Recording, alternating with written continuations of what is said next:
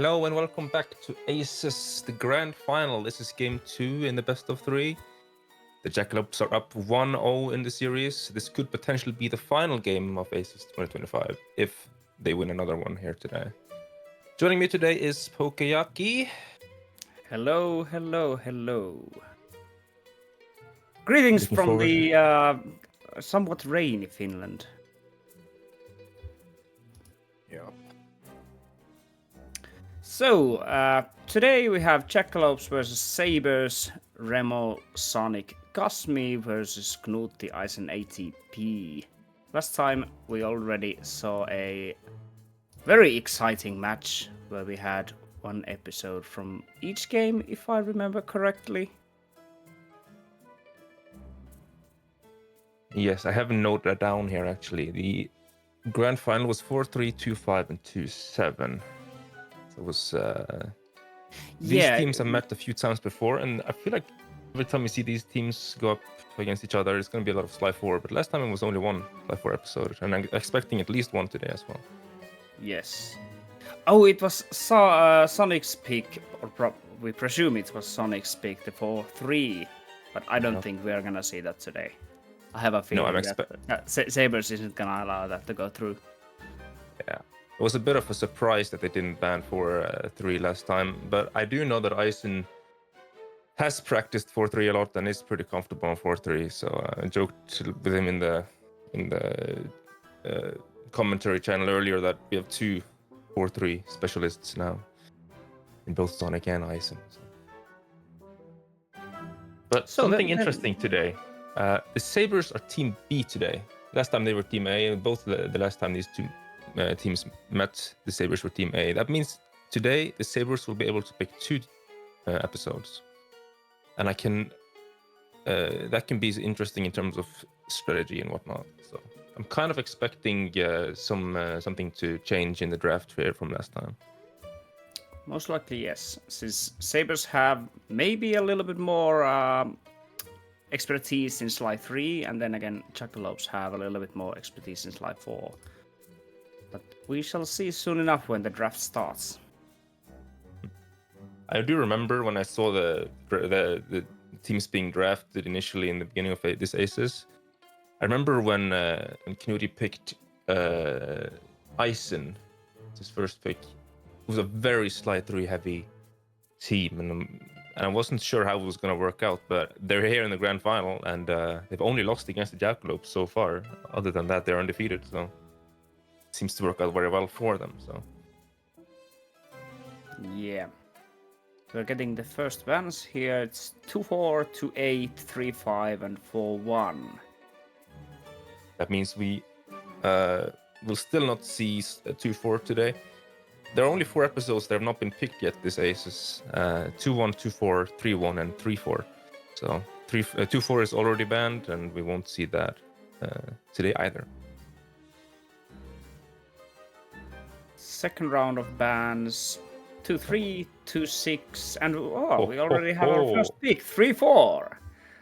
Oh, that's interesting. 3-4 hasn't been picked yet this ACES, so that's the first time 3-4 has been picked. And there was some interesting, I was going to say new, but they're not really that new anymore. Changes in 3-4, some new skips and such. Also, 2-3 and 2-6 being banned is very interesting because those 2 are among the 2 episodes that have been picked the most this ACES. So we're looking for a very unique draft, and of course 4-3 was banned, not repeating the mistake from last time. Yeah. 2-3 mostly is picked when they are trying to get a easy-ish episode for someone a little bit newer. But Jackalopes pick 4-4 as the second episode. Yes. I kind of like that. Yeah, I'm expecting that to be maybe Sonic's episode, unless Remo wants to pick that from the Jackalopes. And I think maybe Knuti will play that from the Sabres, but we'll see.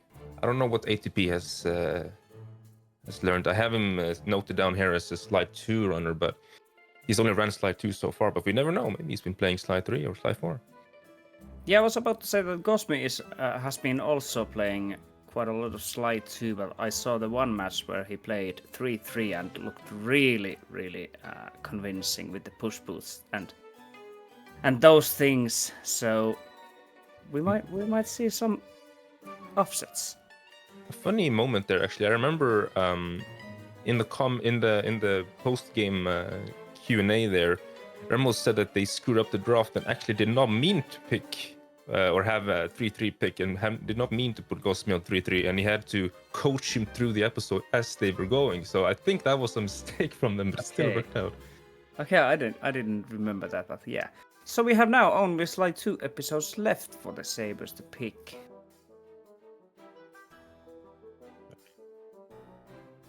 And it's going to be 2-7.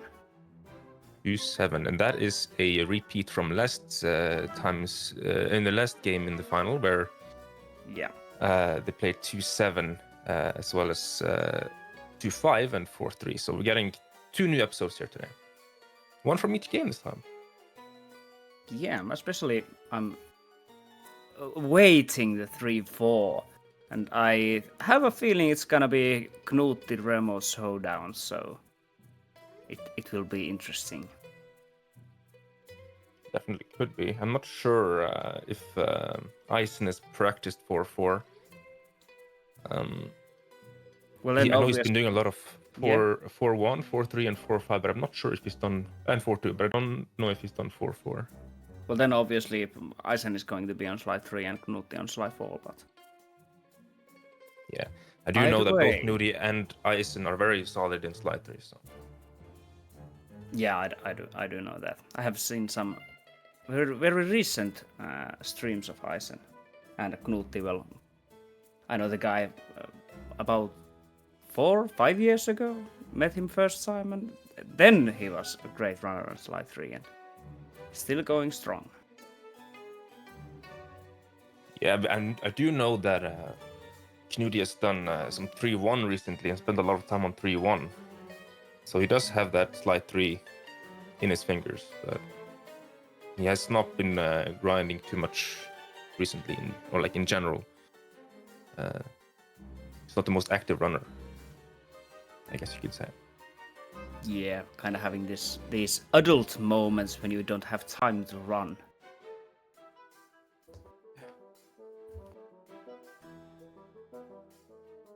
Yeah, the order was drafted, but I actually did not think too much of it. We see 4-4 first, followed by 2-7 and 3-4. So that means we're gonna have 3-4 to send us off, and that could be a very interesting episode because a lot can happen in 3-4. Yeah, I was just thinking about the same thing. It's really volatile episode. If you fail a skip, you could actually lose a lot of time. I know, because I did that last year and I haven't run Slide 3 after that, ACES. Oh no, I'm having some PTSD moments right now. Yeah. 3-4 is maybe the hardest episode. I guess the episodes that will be hardest is 3-4, 3-5, and 3-6. But 3-4 has become very popular recently from the top runners. So we've seen both Mapio and Bacon Man grind that on top level. And Knutti and Eisen, I know, has put a lot of time in that too. A little bit more interested to see if Remo, Sonic, or Gosmi knows. I'm expecting to see a Remo on 3-4. I guess we haven't talked about that. I'm expecting Remo 3-4, Sonic 4-4, and Gosmi 2-7 versus, I think, Knutti on 4-4, Eisen on 3-4, and Gosmi on 2-7. No, ATP on 2-7. Sorry. Yeah, I'd agree with that. So we have the players ready in the safe house. Just waiting to see who are the players here. Both starting at the same time. So no offsets there. So far this is mystery runners. We don't have the runners verified yet, but I'm sure it'll come in shortly. You can see they both play in English, and I'm not too well versed in Slide 4, but I do feel like English is optimal for episode 4. Yeah, I do think that. So it is Knutti versus Sonic, as we Yeah. presumed earlier. Of course, the commentators getting it right as per usual. Haha. Now, something interesting here is the very first job in episode 4 has a pretty infamous skip called Tavern Skip, and I'm expecting the runners to be relatively even up until that skip. That skip is there's a lot of ways to do it, but there are no, I guess, easy way to do it. So it'll show if someone has practiced on the skip or not. Yeah. Oh, Sonic dropping down from the roof, but gladly there's a very handy hook from which to vault himself back up. So, small advantage to Knutti. But... Oh, miss menu. Anyone Oh, on the bingo cards? Oh, the double. almost did it 2 times. Oh my god. Oh, Knutti, and he fell don't down. do that. This is the famous timer skip. This is the most common setup. Knudi did seem to get it there. And Yeah, he got Sonic as well.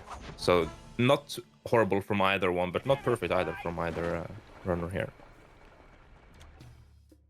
But you can beat a lot of time from Tavern Skip if you're not practiced on it. So.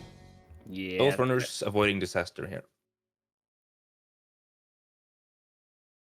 Yeah, if you didn't know, the name of the first mission is Shopping Spree. If we didn't mention, I don't know if Knist already mentioned that.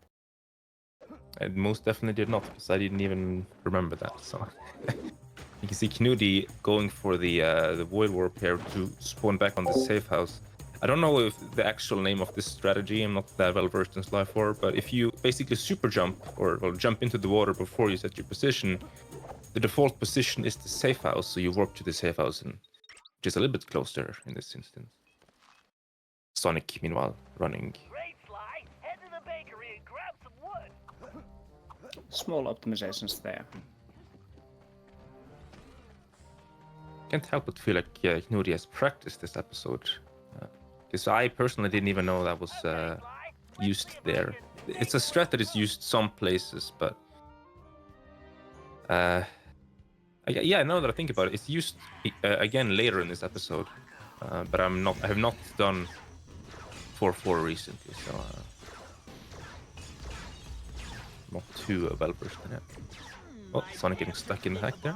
You have to start the hack with some blind movements, so you kind of have to know the map layout on these hack types. Do we have any other hacks in 4-4, or is this the only one? Can't remember from my head. Yes. 4-4 is known to have the most hacks out of any episode in Sly 4. Which is thematically appropriate considering who the villain is in this episode. Ah, that is correct. So we will get to see all the different hack types in Sly 4 today. I don't remember all of their names. Is this System Cracker? Yes, and the Bentley one is the Alter Ego, and the third one is Spark Runner. Yes, that sounds right. Before we started, you said you only played this casually, but you seem to know more than me. I have watched a lot of streams. Hell yeah. Don't gaslight me, please.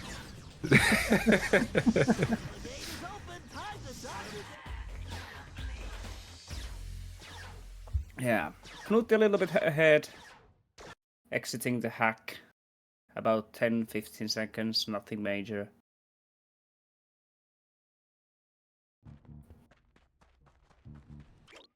Yes, and the reason we play this in English is presumably because of all the hacks. I don't.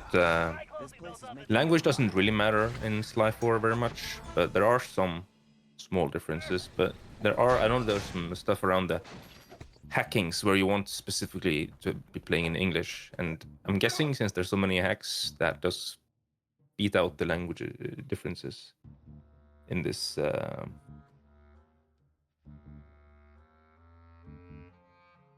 in this scenario. I see a comment from Knudi saying, "Game feed wrong way around." Probably. I'm not sure if he's joking or if he is for real. I have a feeling we have some very well trained monkeys getting on the case, making sure this doesn't happen again. If something like this happens.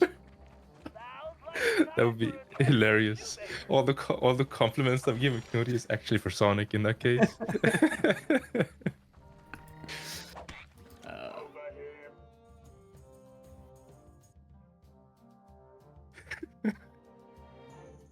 Oh, Q-Force, that is definitely Sonic on the left then. Yeah, obviously, because I think Knuti has the. Does the PS5 now change language according to what you're going to play with, or how does that work? Because on PS3 you have to change the language of the whole system in order to change the language of the game. But does it work the same way on PS5?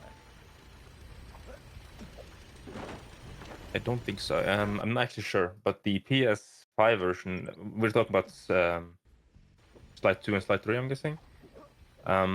It's tied to the version, but if you play the PAL version, there's a language option in the menus. Oh, that's correct. Yeah. Now I remember. But if you want to play Japanese or Japanese, you have to play the Japanese or Korean version.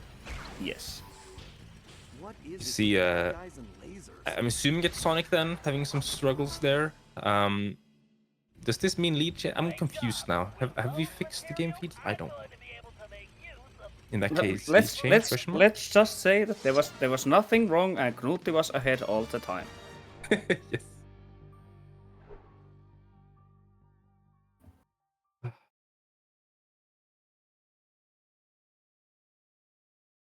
Okay, we have Q-Force on the right screen. That does mean we have swapped the game feeds, and they are now correct. Hopefully. We never got a definitive answer that they were swapped, but we presumed.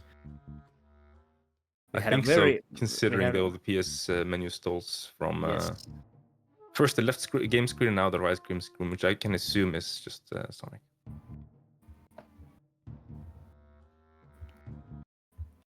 The next one is probably the most infamous job in floor 4 called Juggling Act. And we're gonna get to use the archer suit that we just collected the materials for. Yes, this was always my favorite disguise or costume, whatever you want to call it, in this game. But it is quite annoying where you have to wait for Bentley to finish speaking before you can actually pull the arrow and continue in this very section. They're basically just spamming and waiting for Bentley to finish talking right now. Yeah. And did you know that actually, if you hit the bullseye of the target, you get some coins as a bonus? I did know that. So there's a little mini game when you are not playing it on speedrunning it when you're playing casually. Casually, there's a little mini game. The incentive to work on the aim. I think in the speedrun they actually they want to have the rope as far up as possible, unless they need the money for something, which would only be relevant in full game. Yeah, I think so. There is a lot of tricky movement we can see Knuti go for here, and unfortunately failed it and fell down. I think this is fairly tricky. I've never done it myself, but I had Albie explain it to me, who was my teammate this ACES. It's not that easy. Yeah, so both of them got it on the second try, and you saw both of them backtracking a little bit because you have to hit the checkpoint. Yes. If you see the icon on the left, the bottom left spinning, that means the autosave was hit, which means they hit the trigger. And if you skip a trigger, you have to backtrack for it. So very important, especially in this job. There's been multiple times where runners have skipped their checkpoint and not been able to proceed.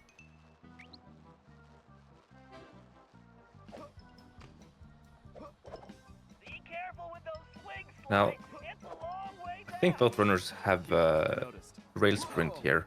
We haven't really talked about the gadgets. But rail sprint is a gadget that allows us to run as Sly on ropes or anything other that we are attached to. Thank you, Mr. The gadget's not saving very much in Sly 4, but they take what we can get, and they are allowed in this episode runs. So. Yeah. Normally, when you don't have rail sprints, it's faster to jump on ropes, but since we have the sprints, it's a little bit faster than the jumping. Sonic seems to miss the checkpoint there. He's trying to paraglide and then hit the checkpoint here, and then fall, and then respawn further up ahead. Yes. Second try though, no disaster. What kind of circus has this much ammunition? But I feel as if a little bit of shaky from both runners here, but maybe more so from Knudi. You see, Sonic is now in the lead, while if I remember correctly, Knudi was in the lead going into this job. So lead change.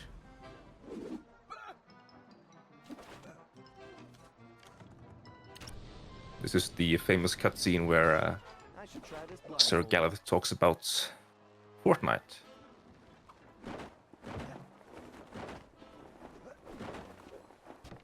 Which is also a bingo tile for those playing bingo at home. My name is Sly. Oh, that is a Come to good rescue you. reminder that if you type exclamation mark bingo, you can get your own bingo card on the chat. You can see Knudi getting a trophy. Does that mean he has not prepared for 4? Strategic moment. Yes, that. So, how long have you been biding your time? Well, I suppose it has been about a fortnight. All right. Oh, If you I want to heard sit it. here with the cannonballs and Also, flaming rings, that's fine. There's a question in the chat that what is our favorite Fortnite drop location? You wanna start? You make a good point, sir. I've never played Fortnite. I have a really easy answer, and it's the trash can. I'm gonna drop Fortnite into the trash can.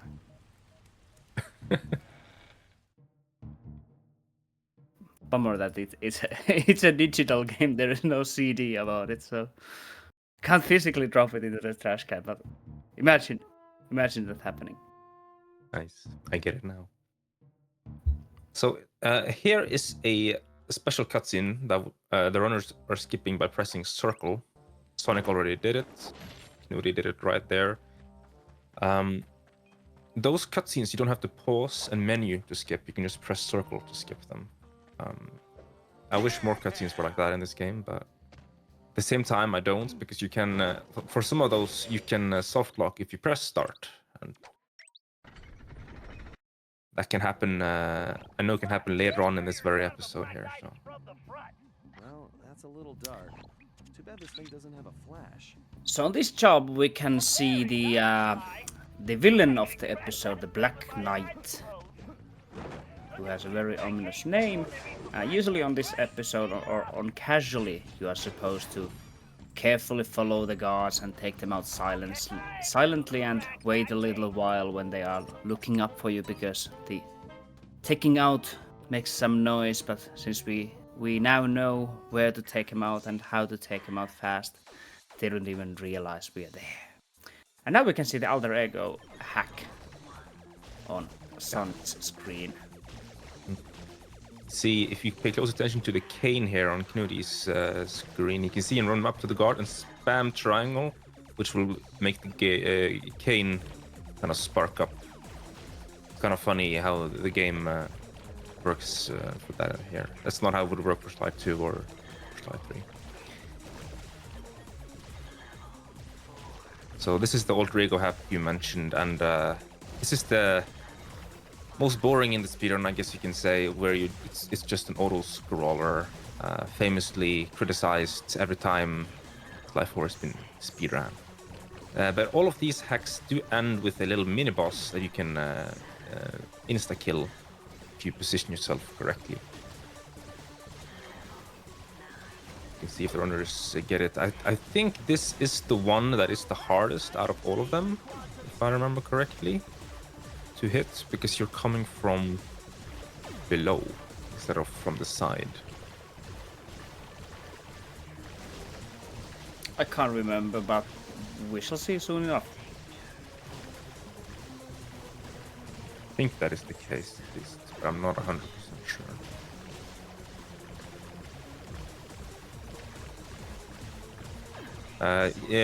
Generally speaking, the game volume or the game audio will be on the leading team, yes. So right now the Jackalopes are in the lead, and you can see the small sound icon in the bottom left of that game feed.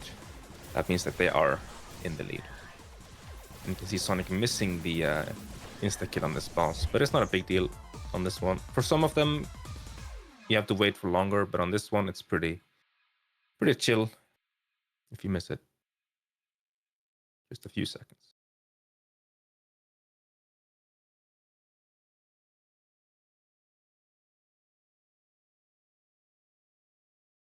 Knuti also just about to reach the boss. Yeah, and he got it. He did get the quick kill, very nice. So I made up a little bit of time there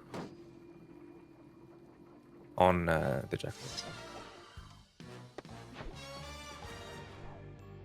And the whole point of this mission was obviously to retrieve Galet's own cane from the Black Knight. And that we did successfully. Yes, there was a question if it was damageless. I did not see, but I know that is a bingo tile as well. I think he took damage when he did the fast kill on the mini boss. It's generally not very common to do it damageless, so I would be surprised if it was damageless. A quick reminder to everyone: if the Jackalopes win this series, win today, they win the series, and that will be the end of ACES 2025. But if the Sabres win today, that would force a third game in the best of three, and we would have one more game to be scheduled for a later date. So there's a lot on the line today. Why are you sounding like it would be a bad thing if we got the third game? Perfect opportunity to apply my catapult. If it sounded like that, I'm sorry. I do actually want Sabres to win. We get a third match. Although I should be impartial as the commentator, but I don't care. I usually root for the Finns, but now both teams have Finns, so I'm rooting for both of the teams. Also, I also want the third game because this is super exciting, very interesting to see. Ha! This tower is no match for And my this catapult. you can see on Knuti's stream, game feed. He just did a little skip there, which we jokingly called mysterious reflexes in all caps when that tech was discovered. What he actually is doing is he's trying to latch onto an object behind the wall, but then he gets blocked by the wall, and then he ends up ledge grabbing something on the wall, so he can kind of jump up and skip parts of the exterior. And you can see Sonic here, at least trying to use the wall to jump straight to the tower, and then he uses a similar mysterious reflexes to climb the tower quickly. This job has changed a lot over the years. This is not how it looked when I did it last.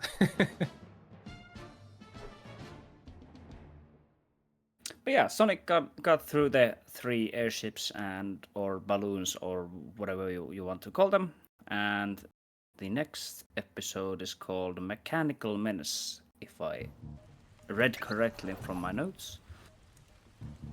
Yes. Notably, we did not see Knuti go for the same skip there.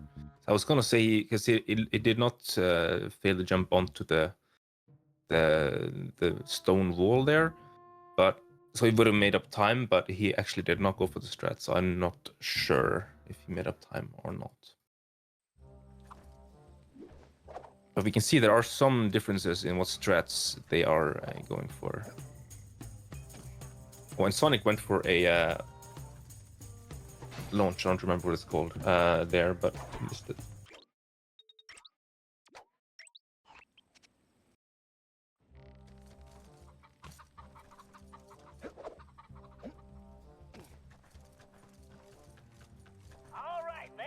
I'll be with the small tidbit here saying that Sonic didn't lose any time, even though he struggled to get onto the stone wall because of how the cycles Carmelita, lines what are up. you So doing? Relax, Ringtail. corrections Just keeping from tabs Albie on the there. Dragon Slayer. I don't recall you watching my back on any jobs. Only when I'm trying to catch you. But I find So you now No. charming. we see As a the gift. wonderful, lovely Carmelita on the screen. Then you better get I going hope before Rude is- Sir Rude is Goof gets watching. himself captured again. That is also what I was gonna mention. That in this game, you actually end up playing a bit as Carmelita. I was gonna say for the first time, if you do that in Slide 3 as well, but it's a bit different in Slide 4, as you can actually buy These murky caves conceal the gadgets villain's for Carmelita presence. as well. And we will see. I'm not sure if we get to see Charge Shot or Auto Fire, but at the end of this job, we will play as Carmelita against the dragon using one of those gadgets. I don't remember which one is better, but both are useful. Perhaps next time I should Beat it up. procure a more lightweight suit of Now, this armor. is a pretty tricky job. We can see if both runners does it well here. Sonic There's a seems to skip be here at the doing. end. Climb. Sonic seems to be doing quite well. Impending Yes, monster and he did get that this skip dragon is that no I was flesh looking and for bone, there. but iron And then this steel. skip here at the end where he can skip jumping on the dragon's face. So, seems to go well. Oh, and we can see Knudi getting burnt there and getting pulled back. So not as well from Knudi, unfortunately. Losing some time there. I can't help but feel Sonic is more practiced on the episode. It seems like it did that a little bit. Yes.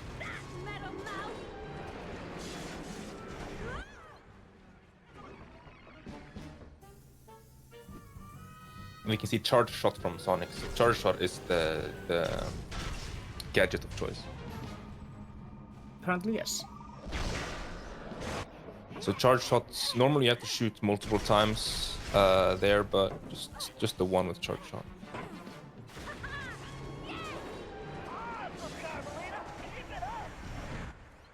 And now Sonic is jumping off here to break all the missiles, where instead of shooting them, which is where auto fire would save some time back, you can drop off and they all destroy themselves at the same time, which is a little bit faster, but not by much. I think I jokingly said by 0.2 seconds, and then Albie actually confirmed that it was 0.2 seconds. So that is the realm of time savings. Optimizations save very, very little time. And therefore, I'm not expecting to see huge swings from Sly 4. The time that is saved or gained, wait, same word, in this episode can easily be made up in both 2.7 and 3.4 coming up. So Definitely. I actually hope that we are even when we enter the last episode of this match, so we can see some awesome Slide 3 gaming. yes, on paper, seeing as the Sabres are using their first seed here, their, I guess, top-ranked runner, and Jackalopes are saving their top-ranked runner, on paper, the Sabres should want to go into final game with a little lead. Most likely, yes. But then again, it's 3-4. Anything can happen. You can get Yes. the 7-minute soft lock in the first mission in that episode. And also, to note, I don't know if Remo has been able to practice 3-4 at all. There's a lot of new stuff in 3-4, and while Remo is a top runner in Slide 3, former world record holder and a legendary runner, he might not be de-rusted. I don't know to what extent he would be de-rusted at least. Oh, and I'll be corrected my 0.2 to be 0.4. My apologies. But I feel like I think I saw Sonic do it a little bit later than optimally, in which case it would lose time. Not that I know this strat very well, but just something I saw on the corner of my eye earlier. Because you do want to drop down the second the last missile is fired, so that they all are destroyed. If you wait, then obviously you're wasting time, and if you do it too early, then you don't end up breaking the final missiles that are launched, and you have to shoot them or drop down again. What a fair and gracious maid you are, Carmelita. Now, I actually haven't looked to see if Knudi is doing the same strategy. It's a very small optimization, so it's not something. Oh, he's shooting, so it's not something to. It's worth mentioning, but it's not a game changer by any means.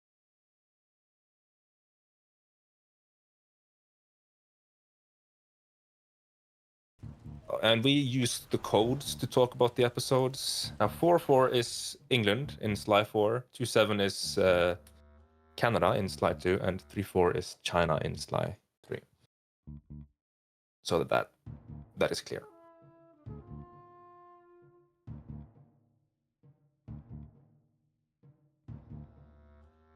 We can see the loading screen on the Jackalopes, and I guess that can be worth to talk about actually, because both runners crucially playing on the digital version here with an SSD most likely in their PS3.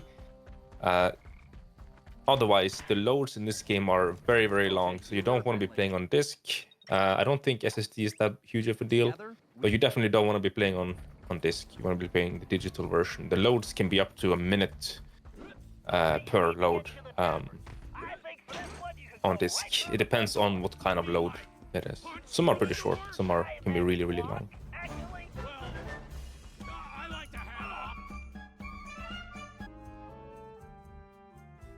And as we can see now, we are playing as Murray.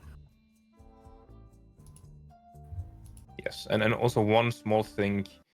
I mentioned earlier that you can soft lock if you press start on a cutscene that is skipped by pressing circle. This is one of those cutscenes where you skip by pressing circle, and if you press start, you can soft lock them, I think, from Knudi here. So it's important it doesn't press pause, but presses circle, which is the same button that stomps, so that's a good sign if you see him stomp prematurely, because that means he's pressing the right button.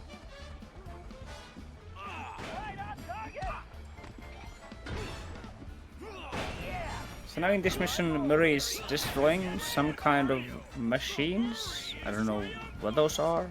Can't remember. I can't remember either. Some kind of pots and pans. I don't know. I think in this job you're trying to destroy a few different things, but I don't remember why. If there's any knowers in the chat, please let us know. What are we destroying? Sly, you need to return to the shoemakers. Whatever's being manufactured in there can't be good. Let's... Any lore knowers? Doesn't seem like it. Maybe no one knows. Something interesting about the guards around Murray here is that if any guards die, you have to get a new guard to spawn, and the guards will spawn in a bit of a weird way. They won't spawn around you. So if you stay in one place, they will probably spawn on the other side of the room. But if you run to the other side of the room, they will spawn where you are. So it's kind of tricky to know what the correct backup looks like.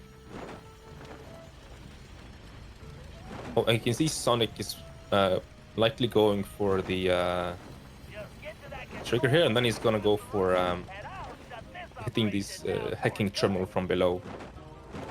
Which is possible if you land on the right spot on the wall there.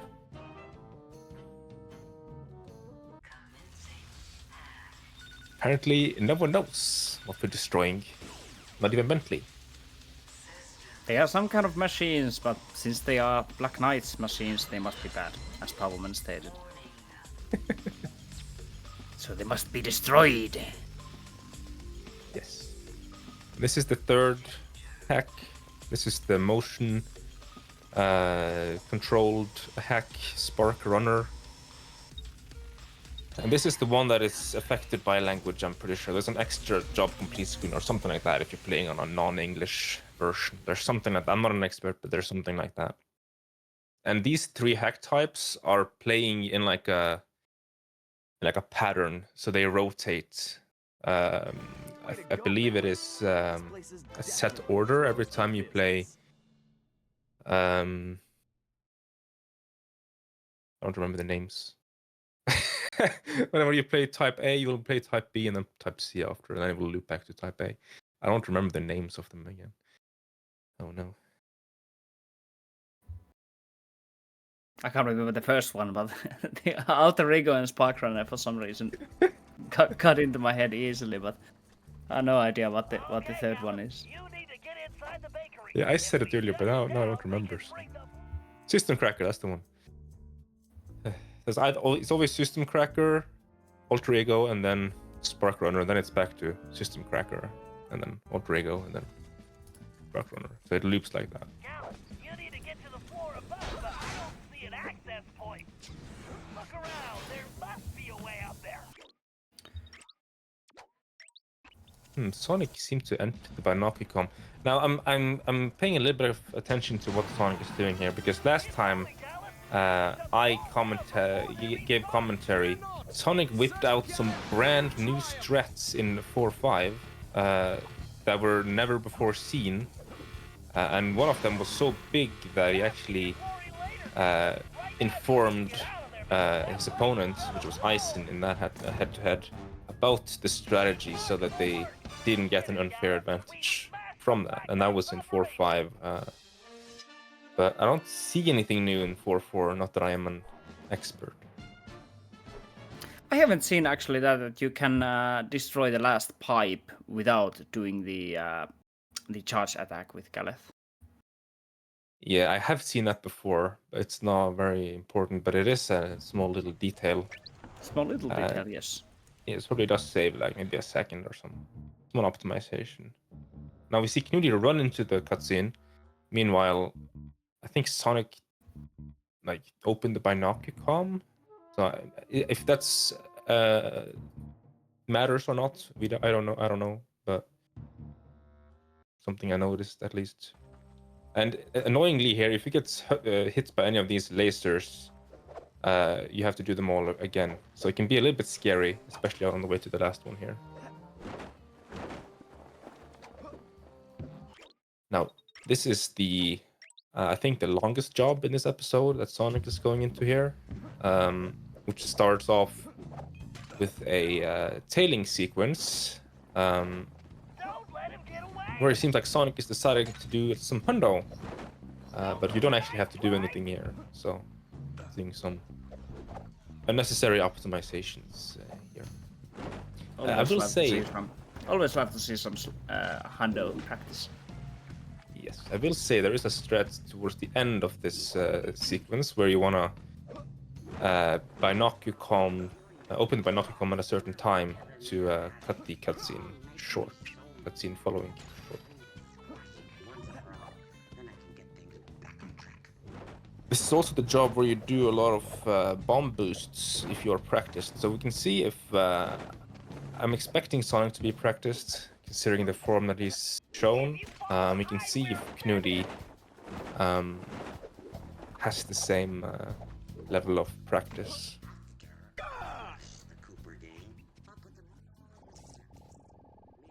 So I believe Sonic can just stay like this, and that will count for the skip. Just stay in the Binocucom and look around on the frogs and whatnot that is in the surrounding area.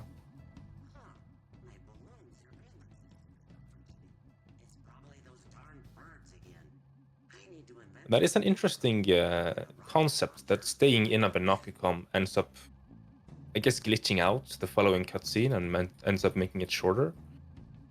Or being able to skip earlier, or things like that. I'm not actually sure exactly what changes, but... Oh, and you can see Sonic did get the bomb... push... bomb... What's the word? Bomb jump? I don't know.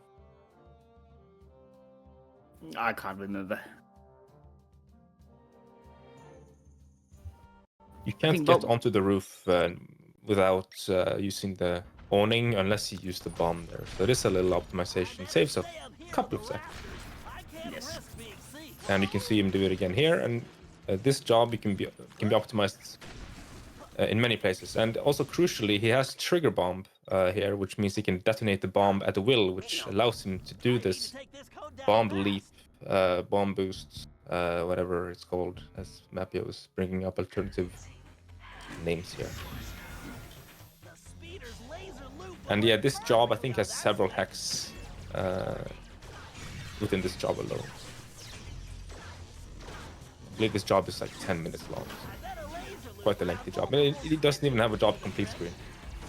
Oh, you can see Knudi went for it but missed it. Which is the expected outcome if you're on my level or haven't practiced it. I don't know if Knudi's practiced it or not.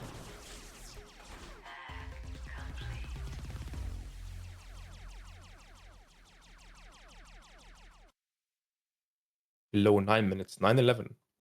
I see.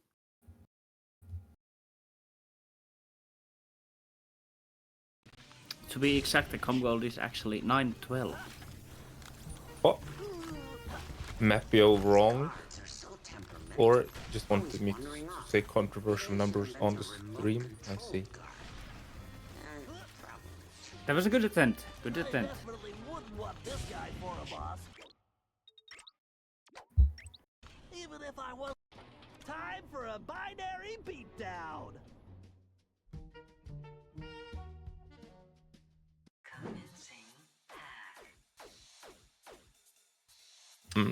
Quick little detail here. Before this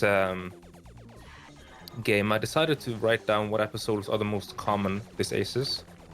And the episode that is the most common out of the ones we have today is 4-4, being tied for third most picked, which would now make it go up to tied for second most picked episode. But both 2-7 and 3-4, well, 3-4 especially, are lesser popular episodes this ACES.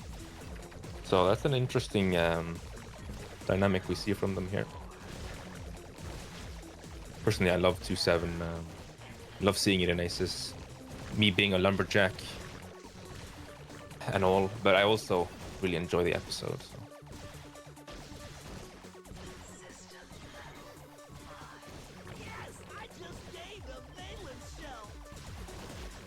Really doing some bomb boosts here.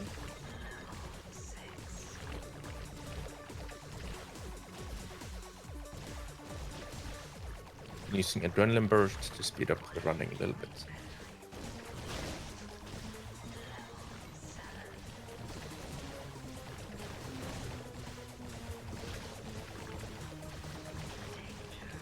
So once again, we're into an alter ego hack here, which means there is a boss kill at the end of this one.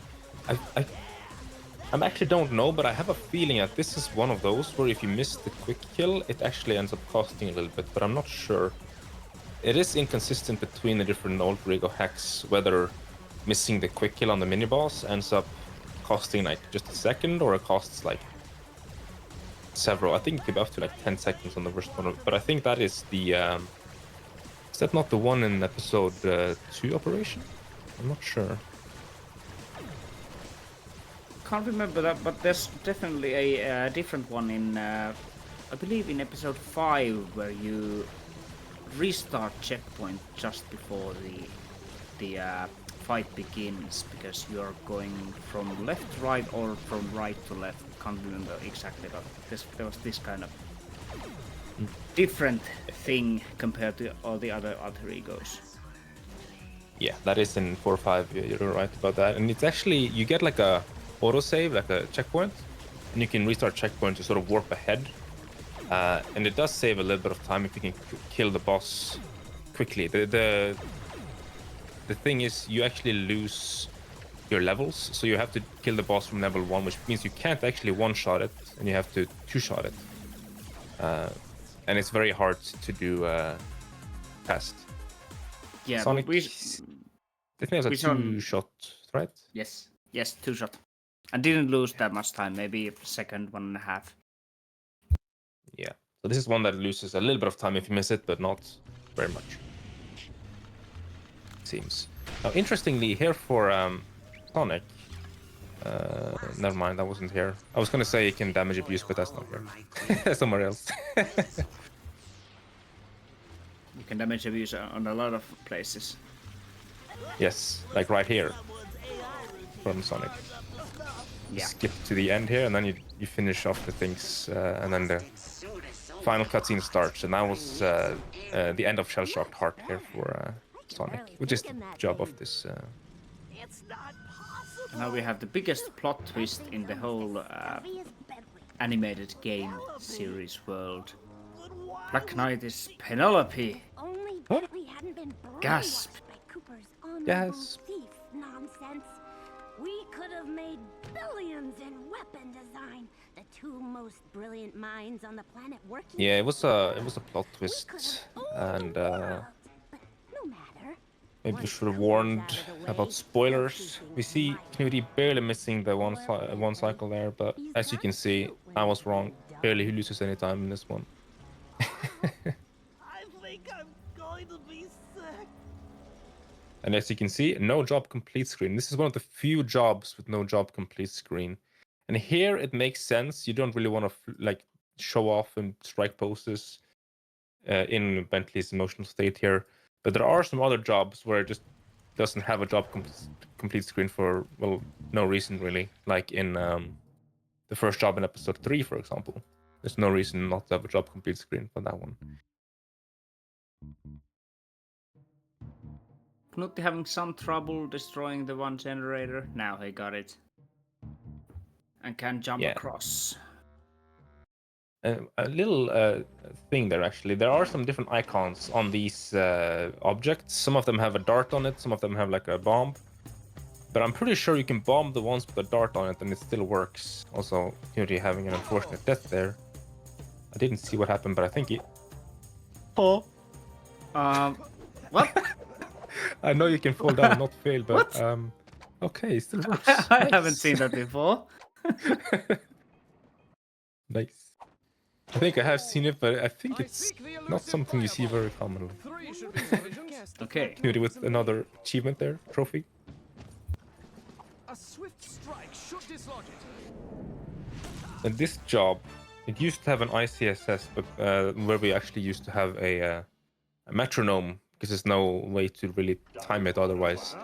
But with a new strat discovery, that was obsoleted, and I'm expecting both runners here to go for the super jump strategy instead. How much this running makes me want a horse. Do you want Towards to the end of explain? this section. Do you want to explain really quickly the definition of Good snack and it ICSS? should open If there's some new watchers. Yes, I Round. can. I don't think we will see any ICSS, but an ICSS stands for Instant Cutscene Skip, and it basically means skipping a cutscene that can't normally be skipped, which requires you to pause frame perfectly on the very first frame the cutscene starts. Some cutscenes that are normally cannot be skipped can be skipped regardless if you pause on the first frame. You can also do that for normal cutscenes, and that is technically optimal for any cutscene. We can see Sonic do the super jump here. But I don't think we do that in this episode anymore.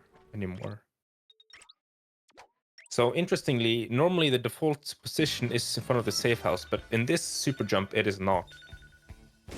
So you warp to a different part of the level, which is very close to where you have to go, ending saving a lot of runtime, which actually saves more time than ICSSing, which obsoleted the ICSS strategy. Shot, lad. Cool, mate. You're dead on. Oh, you got the eye, friend.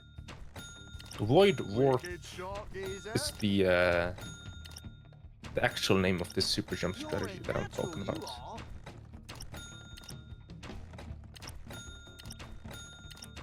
Excellent, lad. I believe you are a ringer, I do. And this minigame has its own leaderboard, by the way, on the speedrun.com category extensions page.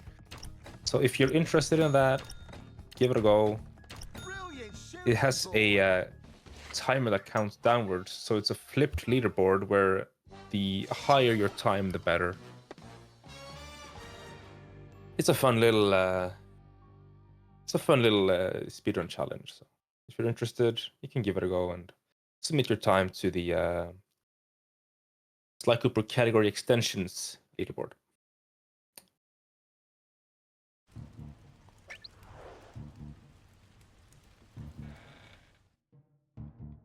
I think 38 is pretty good. Optimally, it's in the 40s. Knudi having a pause, having to second guess himself if he can skip this cutscene or not. But he cannot. And he ends up restarting checkpoint. He did not go for the void warp. Instead, restarts checkpoint to go for it again here. So it seems to be a little bit confused. I actually don't know if you can restart checkpoint for it. You can, but it puts you in front of the safe house instead. Okay. Yeah. Noted. Lose a little bit of time. Yeah, but it's probably still faster than running because it's quite a run. Yeah, definitely. Sonic is going into the operation here with a very short operation, and with this interesting cutscene sequence where he has to press circle as Murray here. And he did it. Well done. And do note the wiggling ears. See if Knudi gets a better time than 38 seconds, which is what Sonic got. Better time would be a higher time since the timer is counting downwards. So 39 or higher.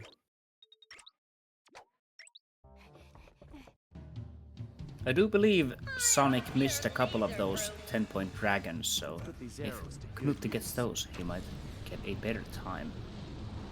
Yeah, I did at least miss one of them. I missed the time. Oh man. Man.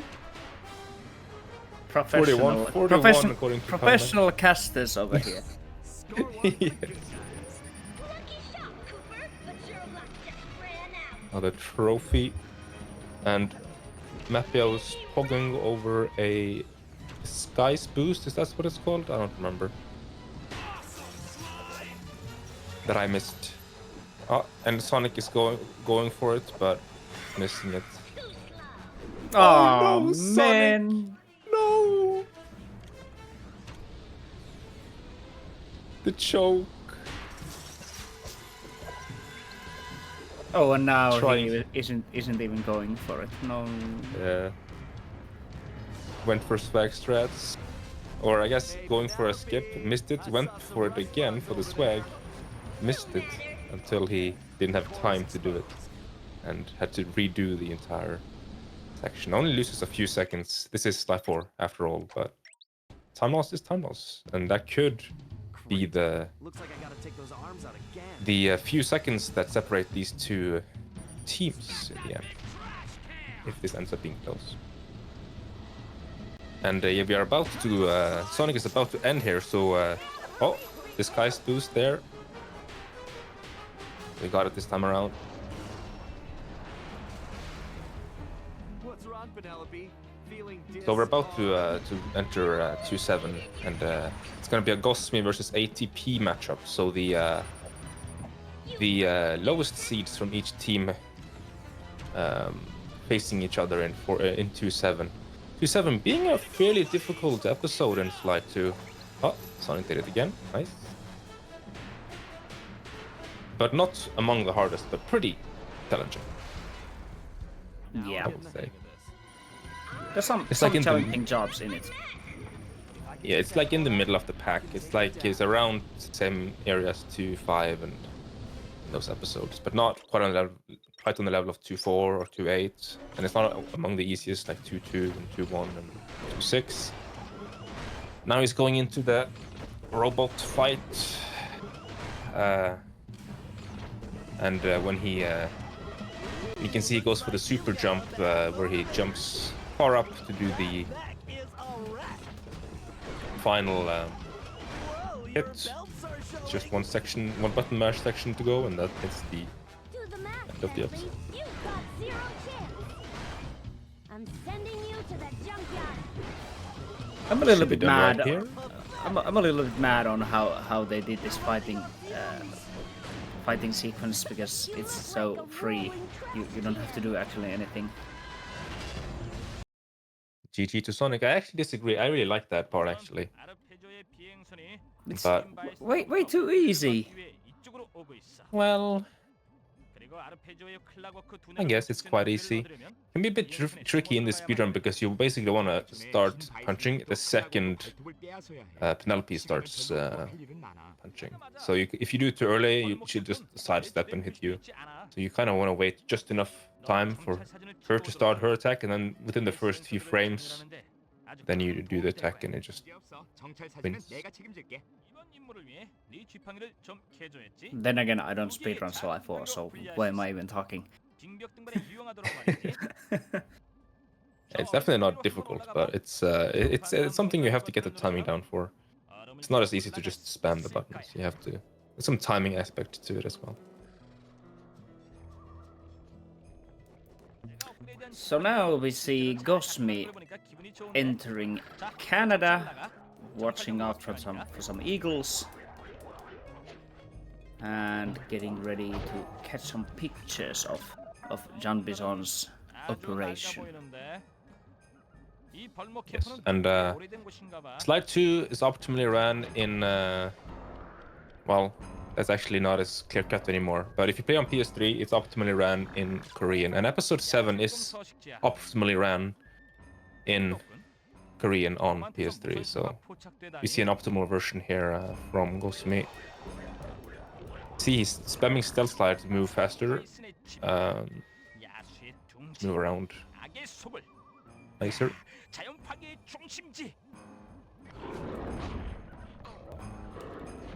Getting smacked by the bear. And GG to Knuri. GG's to both Sly 4 runners. Yeah, I did not check the time, but Jackalopes have a fair lead going out of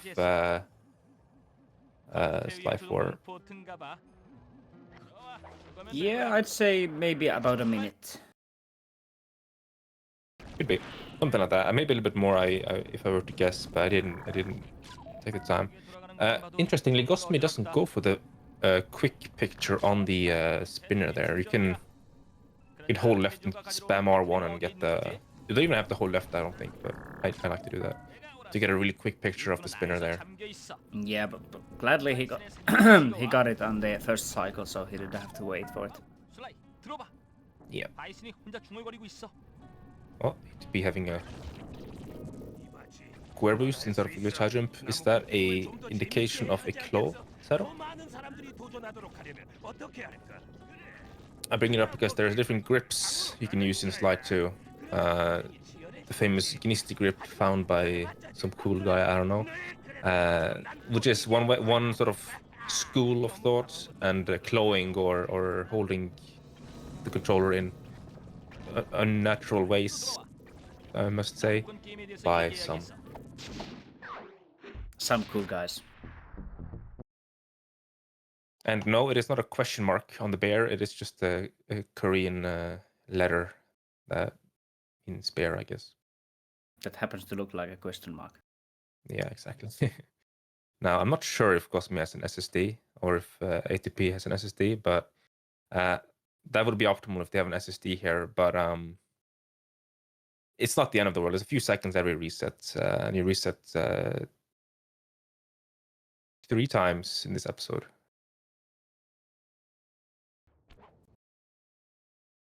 So according to Sligo's archives, Suappi actually developed Gnisty grip. What? That's what the archives say. They can't be wrong. Wait, doesn't Soup have a separate grip called like the Soup grip or something? Well, I don't know about that, but the archives can't be wrong. I looked away, so I didn't actually see if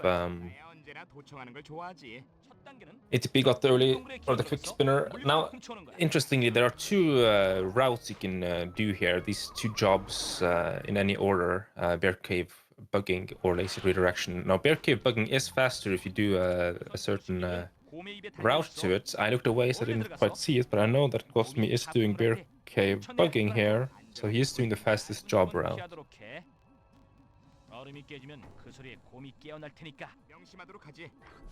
God, Chris. And he is doing the table clips, so now he doesn't have to worry about the bears noticing him. Yeah, he did step on the ice there, so this bear will go out of position. You want us to smack the bear here and then wait, and then, yeah, probably get a bit... Yep, okay. So this is a side effect of clipping the vent, like you mentioned. If you table clip the exiting vent, you normally would fail by doing that, but it kind of glitches out, and you get this glitched state where you can't fail. But notably, if you hit the bears enough times, you will kill them. So there are still things to look out for. I think you need like 8 swipes or something. Also. Something like that. Pretty clean from Gosme there. Had one slight hiccup, but not a problem.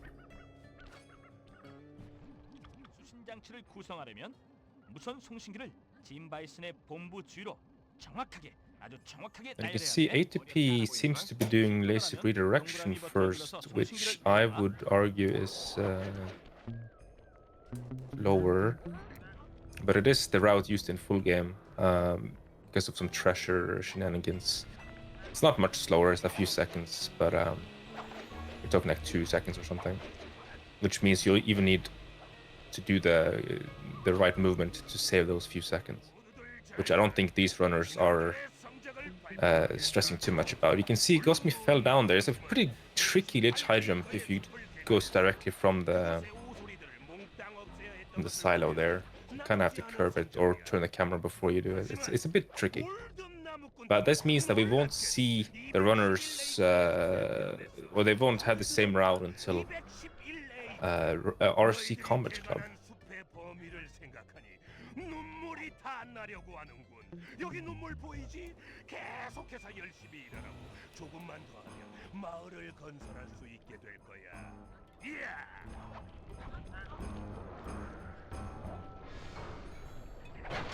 And I guess we didn't talk about it, but ATP did a paraglide clip there to clip through the wall. First a typical clip to get into the crawl space, and then a paraglide clip to clip into the through the wall, which is only possible on the patched PS2 version, which is the version the PS3 is building on.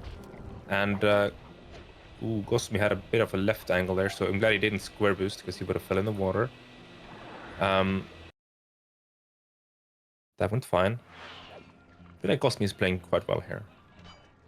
Yeah, seems to be. Oh, but he didn't jump. You want to jump going into this cutscene, otherwise Sly will have the knocking comb animation. So. He can also he will also do the table clip into the paraglide clip to get through this wall here. And this trick is the reason why this episode is still faster on PS3, even though it would likely be faster on PS5, if, like many other episodes, if it was possible on PS5. It's possible in the Japanese version of PS5, but the Japanese version is a little bit slower than the Korean version.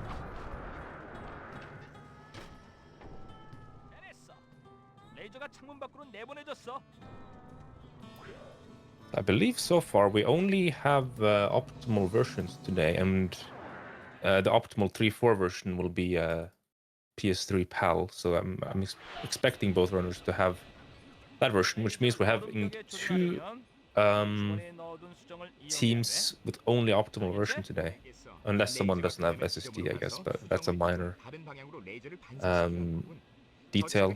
Now there's a question of who's in the lead in the chat, and they are actually at a route divergence here, so it's not actually that clear cut, but the Jackalopes were ahead before this route split, and when they converge again in after this job from the Jackalopes and the next job from the Sabres, we'll see who's in the lead. I guess I can do a quick timing.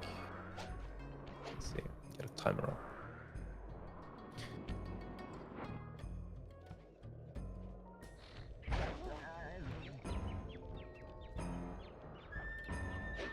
Because as we can see, the Sabres and ATP just finished laser redirection before the Jackalopes and Gosme, but now they have to do bear cave bugging, which Cosme already did. So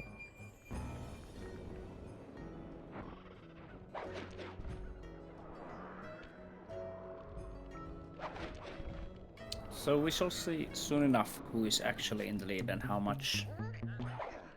yeah, we can assume the Jackalopes are in the lead, but I can tell you that much. But we don't know by how much. Yeah. And I'll do my first timing here 1 hour in. So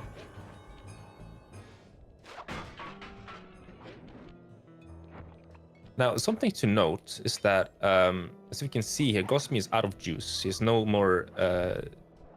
The bar below his health bar is empty. That means it can't use stealth slide. And in these two jobs, you have to manage your juice meter, so you have juice for as much of these jobs as possible, because running would be slower. So it is its own kind of skill to preserve the juice without overspending it, so to speak. Usually it But I doesn't know matter. Yeah, usually it doesn't matter if you save or use it too much, because you get to the safe house often enough that the juice meter gets refilled. Yeah, there are like a few jobs where it matters, and some other jobs where it doesn't really matter. For those jobs, you basically want to use as much as possible, because you don't want to have juice left over. Because if you spam stealth slide, that is the fastest like neutral movement for Sly. But it is a bit kind of have to actively play that way to use all the juice. So for jobs like Theft on the Rails in episode 6, you actively play to use up all your juice. But in but in Bear Bugging and Lazy Redirection, you play the opposite way, where you want to preserve the juice, so you actually have juice for as much as possible of these two jobs. There's a lot of movement, and you also may want to be on the lookout for health drops. And you can see some very conservative play from ATP here, going for like the long way around, I would say, for several of these jumps, which probably means he hasn't practiced it as much or isn't as confident in the movement. So maybe not the most comfortable in 2-7 here. I feel like Cosme might be more comfortable.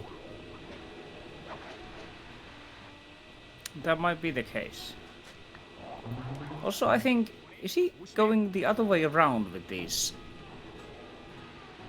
receivers? Yes, this is the full game route, I think.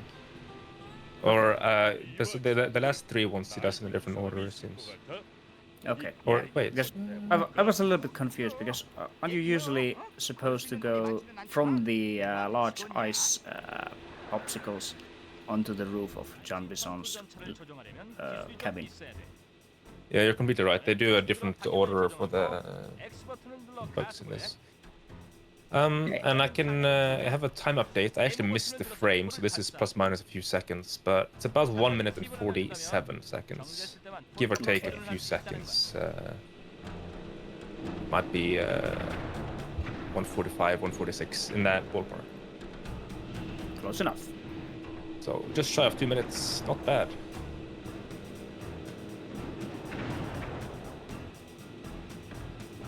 Still pretty close. Anything can happen. Cosme having some troubles in the tank section. Now he got it. Yeah, that is classic. This minigame can be very troll. An actually funny thing about that minigame is that when the enemy tank shoots, the enemy tank's projectiles actually do more damage to itself than it does to Murray's tank. So you can just let him shoot both of you if you want to, but it's really slow, obviously. Yeah, it's a bit wonky, because the damage numbers don't quite add up in this section, in that your shots have I don't know the numbers, but like let's say they have 10 damage. The opposing tank deals more per shot, so maybe it's like 20 or something. And then you have different health pools as well. So I don't think you can shoot yourself, can you? but the tank can shoot itself. So the fastest way to win the minigame is for the tank to just kill itself. But it's very tricky to get it right.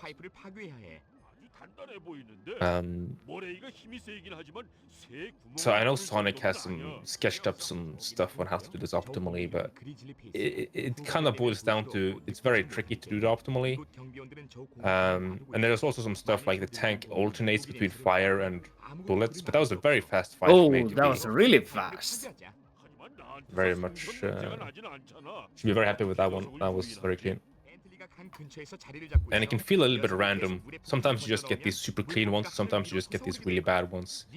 But with like the same mindset going into it, like, oh, I'm gonna do the same things, but it's just a very hard minigame to get consistent times in. But definitely saved some time back there.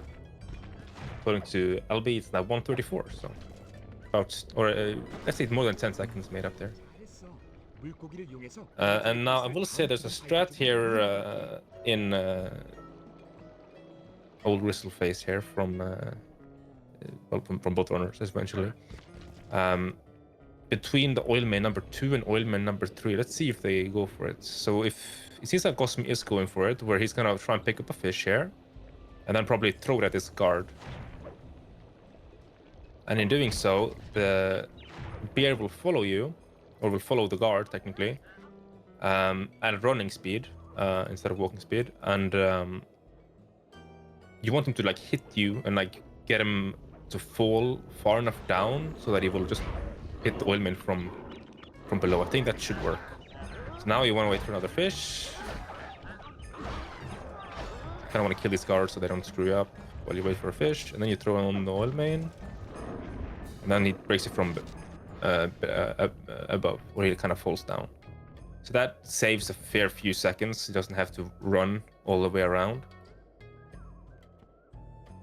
But it also means that you get to have the bear kind of chase you in this sequence onto the 4th oil main, which actually, if you do it optimally, I think you barely have enough time to get to the safe house before it kills the oil main. Or destroys, I guess. Destroys the oil main. Yeah, he's not actually in front of the door like you normally would with the old strat, so he couldn't actually quite make it to the door because he kind of got stuck on the way to the oil main, so the bear kind of got closer than normal to him. Yeah, we shall see if ATP also knows about that strat, or has trained on that strat. Yeah, it largely comes down to getting a guard that like allows you to do it. You can also do it on small guards, but you kind of need to GSM, or at least not GSM so the guards don't spawn where you want them to. And it seems like he has GSM'd so there's no guards here. So he's gonna do the old strat, which is not much slower, but it's a few seconds lost. And you have so much time to spare that it's actually recommended, and that's also what he's doing. Kill the guards, just double check that you didn't hit any of the guards, wait for a second fish, and then throw on the oil main. He's actually not doing that, so now he runs the risk of like, oh, he actually hit the guard instead of the oil main. And then you kill the guard, which means the bear is no longer running there. So you run the risk now of the bear just chilling, doing whatever, and you think he's on the way to the oil main, but it's not. You can assume that he most likely hit the oil main and he's going to go and destroy it, but there's a slight chance that you hit the guard and then you kill the guard and he's not on the way to do anything. But you can see the number did tick up to 3, so he did kill the oil main. Everything is right in the world.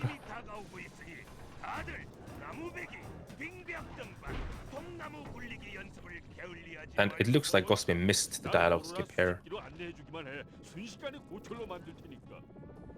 I didn't actually look that closely, but I saw some stuff on the floor which indicates to me that he probably missed it. Yeah, so basically if you destroy the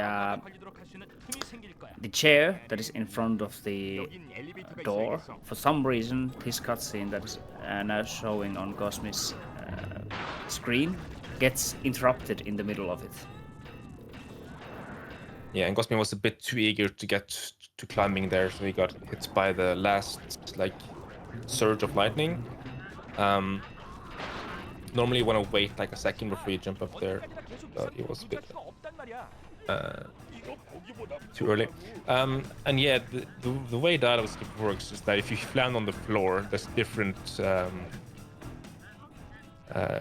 audio lines that will play from Bentley. Or rather, I think it doesn't play an audio line that would normally play. And that audio line ends up interrupting the cutscene. There's something like that at least. And to do so, you have to break the chair without landing on the floor, which basically means you need to land on top of the chair and break it. So it's a bit tricky. It saves, 9 seconds or something? It's not a huge deal. But, 9 seconds in Slide 2 is a decent amount, but if it was 9 seconds in Slide 4, for example, that would be a massive amount. So it depends on the game, and it looked like it. That looked good from ATP, so it looks like he got it. You can see if he gets right, I think it's like right here. Yeah, so it looks like he got it. Yeah. So ATP doing a little bit of catch up. Yeah, you can see he waited there before he jumped. He didn't go straight to the intersection here, because that's what Gosmi did, and he got killed by the lightning. ATP instead waited for that surge, then went. And we don't get any proxy shenanigans from Gosmi, at least. Let's see if ATP... I don't... There's like a 1% chance he's going for it, but you can do some proxy shenanigans and save quite a bit of time in this section if you know what you're doing and all that. So, but ATP does not strike me as the runner to do so with the stress that he's showing, and it would also be a large gamble. The Sabres still have good chances in this matchup. So. Anything can happen in 3-4. Let's just put it that way.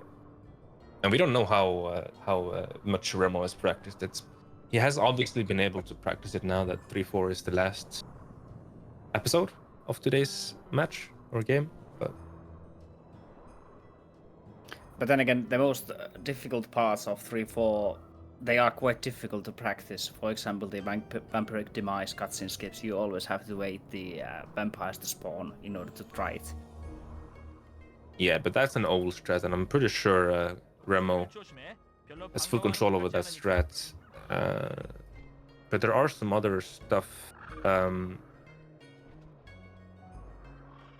more related to pictures and such that would be more new for would be newer for Remo if he hasn't actively learned it.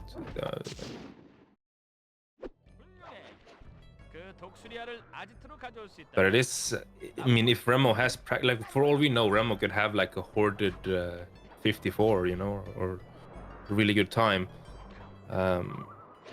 We don't know. Remo is definitely capable of such a time, but 3-4 is like a very specific episode that we haven't even seen so far. There's ACES because of all these strats. There's a job briefing strat that saves 50 seconds that is brand new. Does he know about that? Surely, but does he know how to do it? It's very easy, but that kind of stuff. And in Slide 3, we're talking skips, we're talking minutes, or at least tens of seconds. Meanwhile, in Slide 2 and Slide 4, we're talking about, ones and twos, tenths maybe of seconds in these strats. So Slide 3 is the more, what's it called? More dynamic episode in terms of time lost and gained. So. Basically, everything takes a long time in Slide 3. So if you're able to skip something, it takes more time. Well, it's a long game. Yes. And 3-4 used to be among the longest episodes in the franchise, but it's no longer the longest. The longest is now... is it 3-1? Or is it some Slide 4 episode? I'm not actually sure. But it used to be 3-4. Also, important for those unfamiliar... Oh! ATP just got hit by a guard. And even though you actually don't see the egg on Slice back, he has an egg on his back here, so if you take damage, you fail. That's actually really sad to see, because it's really rare that you end up getting screwed over by guards in this section. Very rare.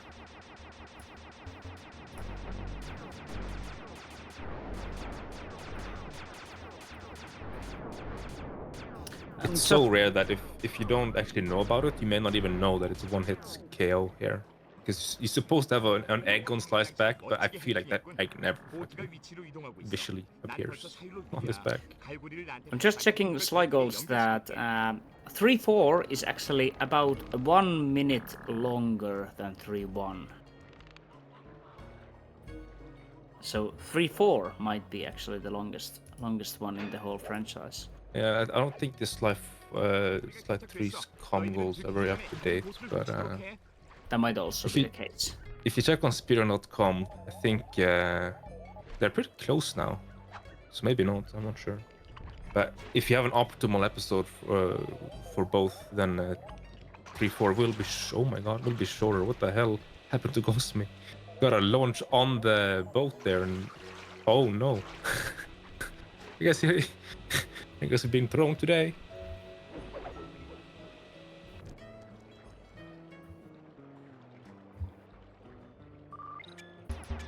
Slide goals outdated, huh? Yeah, there are some stuff happening on the Slide goals front, and eventually we'll have an up-to-date site where we have the ability to change routes and such. There are some restrictions right now that we can't really. We would have to like make some changes behind the scenes to change routes and stuff, and that's not ideal. Yeah, you were correct. If I'm checking from speedrun.com, episode 1 is 1 minute longer than episode 4.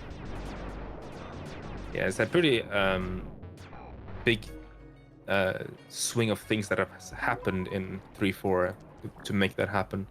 The community found a. I guess we could really wait to talk about this until 3-4, but I guess I'll just finish my point here. There are a new job talk, is that what it's called? Like the job briefings between days. Skip. So you end up saving a game reset, which saves 50 seconds. And then there's such many threats in Tearful Reunion that ends up saving quite a bit of time as well. So something we haven't talked about. They're in both hack here, and they've been trying their best, but there's been some mistakes from both runners, I think. But you can use Hoverpack to make the jump to these boats a little bit easier. And you just saw Gosme use it here to jump to the last boat. Normally you have to use Adrenaline Burst to get like a very tricky launch or bomb boost to jump onto the mammal. I think ATP actually got the launch with the adrenaline burst from on top of the one house that Gosme was previously having some trouble with. By mammal, I mean mammoth, by the way. Sorry. I was about to correct you, but technically both of those are correct. That was like loading. Like, what's the right word? It's both a mammal and a mammoth. Yeah.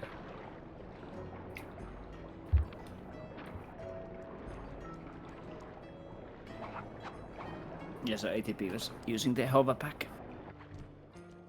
Yeah, people do that these days in episode runs, but in full game we don't have Hoverpack, so we have to play this job a little bit differently towards the end there. That also comes up in the operation that's approaching, where Hoverpack makes a kind of annoying, kind of tricky jump obsolete by just kind of Hoverpack over to it instead. You just kind of hover with it. Yeah. Now I saw some comments in the chat earlier about hoping ATP has alarm clock this time. And that reminds me, so in the game 1 of the grand final, 2-7 was the last episode, and ATP, when he came to the operation, didn't have alarm clock, and you need an alarm clock to start the operation. So if there's a repeat of that, that would be quite sad, but surely ATP has fixed his run file here and has alarm clock. I do hope so. I think he had 0 coins at the start of the episode, so I'm a little bit worried, but 우리도 나무꾼 게임에 참가하고 싶은데요. 안 될까요? then again, he might have just went to the treasure, picked it up, and returned it. Because if I remember correctly, that's exactly 600 coins, which he needs for the alarm clock. And Parman corrects me here. 2-5 was the last. That's true, but 2-7 was in the middle. So, well, 2-5 was last, but 2-7 was in there. So now Gosmi gets into the whatchamacallit? Forget the Either name. called the Lumberjack Games or something like that. Canada Games. Canada Games, that's the one. Yes. Yeah. But the Lumberjack Games is the name of the games, but the split or the operation is called Canada Games. 벤틀리 1차례야. 독수리 알을 바이슨의 주머니에 넣어서 독수리 어미들로 하여금 도끼질 타이밍을 방해하도록 만들어. I actually don't remember right now. It doesn't come to me either. Oh no, we see Gosmi actually going a bit early there with the skip here. Let's see if he knows the backup. That's a good position. So he seems to know the backup. That can happen if you're too early, and that was perfect for the second time around. So basically, you wanna place a trigger bomb, and then you wanna hit the trigger bomb at a certain time after breaking the egg. You can also detonate the trigger bomb, but hitting it is the preferred option for most runners. Yeah, so basically you want the swinging animation to start, but that Bentley doesn't actually hit the bomb before the fail condition starts, or the fail animation starts. Yeah, and you want the trigger bomb to be placed where Bentley will respawn. So that's the position of the trigger bomb is actually quite important.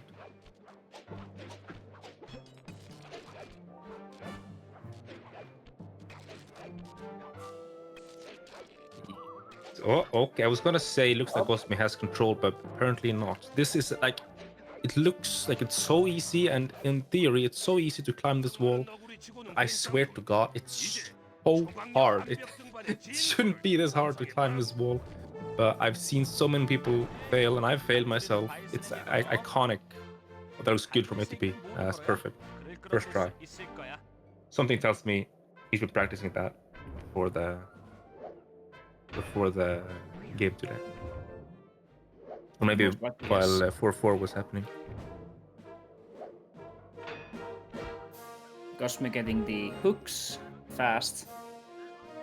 Yeah, these hooks are also harder than they look, because it shoots so much higher than it looks like it's shooting. So you kind of have to, like, you're almost aiming like below jumps on, so that you end up hitting him. If ATP can climb this wall, doesn't seem too confident here.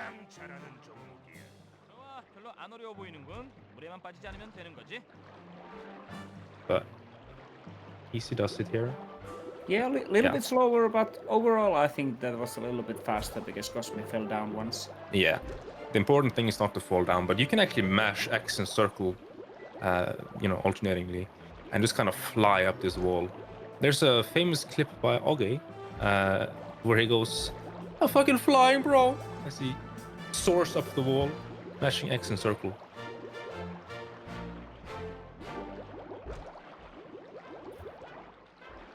ATP also does great with the hooks. So the lead is narrowing down. Yes, one thing I will say, this Bentley section is also deceptively hard.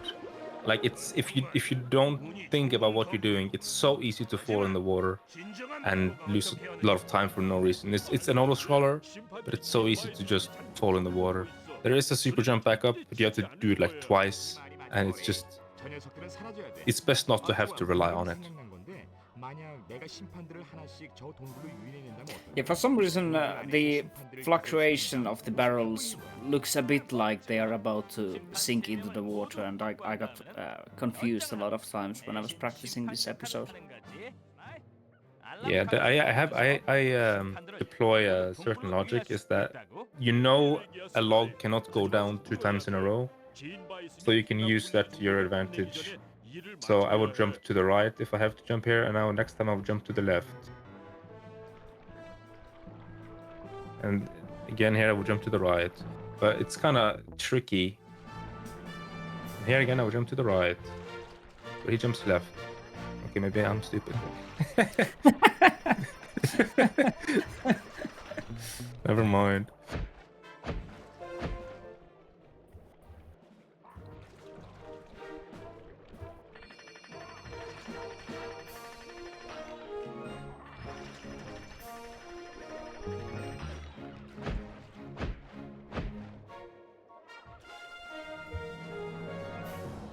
Just So, yeah, you can talk. some alarm clock. What would I call it? Alarm clock trickery, where we are luring the judges of the tournament to the cave, and suddenly the appearance of the judges change a little bit.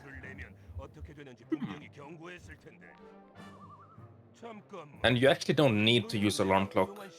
So if there wasn't like a restriction from the game, we would actually not buy alarm clock. He threw it too far, but it might still work. Yep, it worked. You can use smoke bomb to get the guards to come over faster.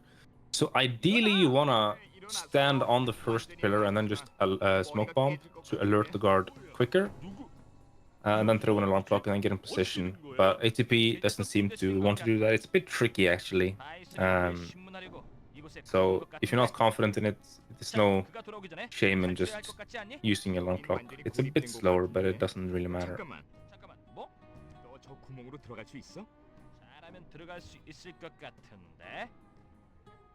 Yeah, so both of them are getting to the last fighting part. Yeah, and this is the comically long cutscene. Yeah. I mean, we say that, but we have 3-4 coming up, which has the actual comically long cutscene. So. 좋은 계획 같은데 행운을 빌어 벤틀리. 그리고 도움이 필요하면 부르는 거 잊지 마. The funny thing about the last fight is that if you actually know how to do it properly, it's basically an auto-scroller. You just use 3 different weapons or gadgets or whatever you want to call them. First the saw, then the fire, then the log, then the fire, then the log, then the fire. The only thing that you actually have to be mindful of is the smaller enemies that John Bison is spawning to the field. Yeah, I will bring up one more thing, and that is that you actually, after doing egg skip, you're sitting at half HP, and all the traps, if you hit yourself, they deal half your health. So you're 1 hit from dying from any trap. So number 1 priority is always don't hit yourself. Yeah, that Because is if you a good do, point. you're dead. That is a good point. So if you see some health, it's worth picking up, because that way you can actually take a hit. But it can get a bit clutch if the guards are messing you over. But let's see if we get any square shenanigans or any instant cutscenes skipped. We see Gosman doing this a little bit differently, but got into the rhythm here of saw fire. So you want to do a triangle, just as Jean Besson starts moving. then you wanna. I guess it doesn't really work to say the common inputs when Gosmi aren't doing them. But I guess ATP will likely do them, so I guess I can do it then.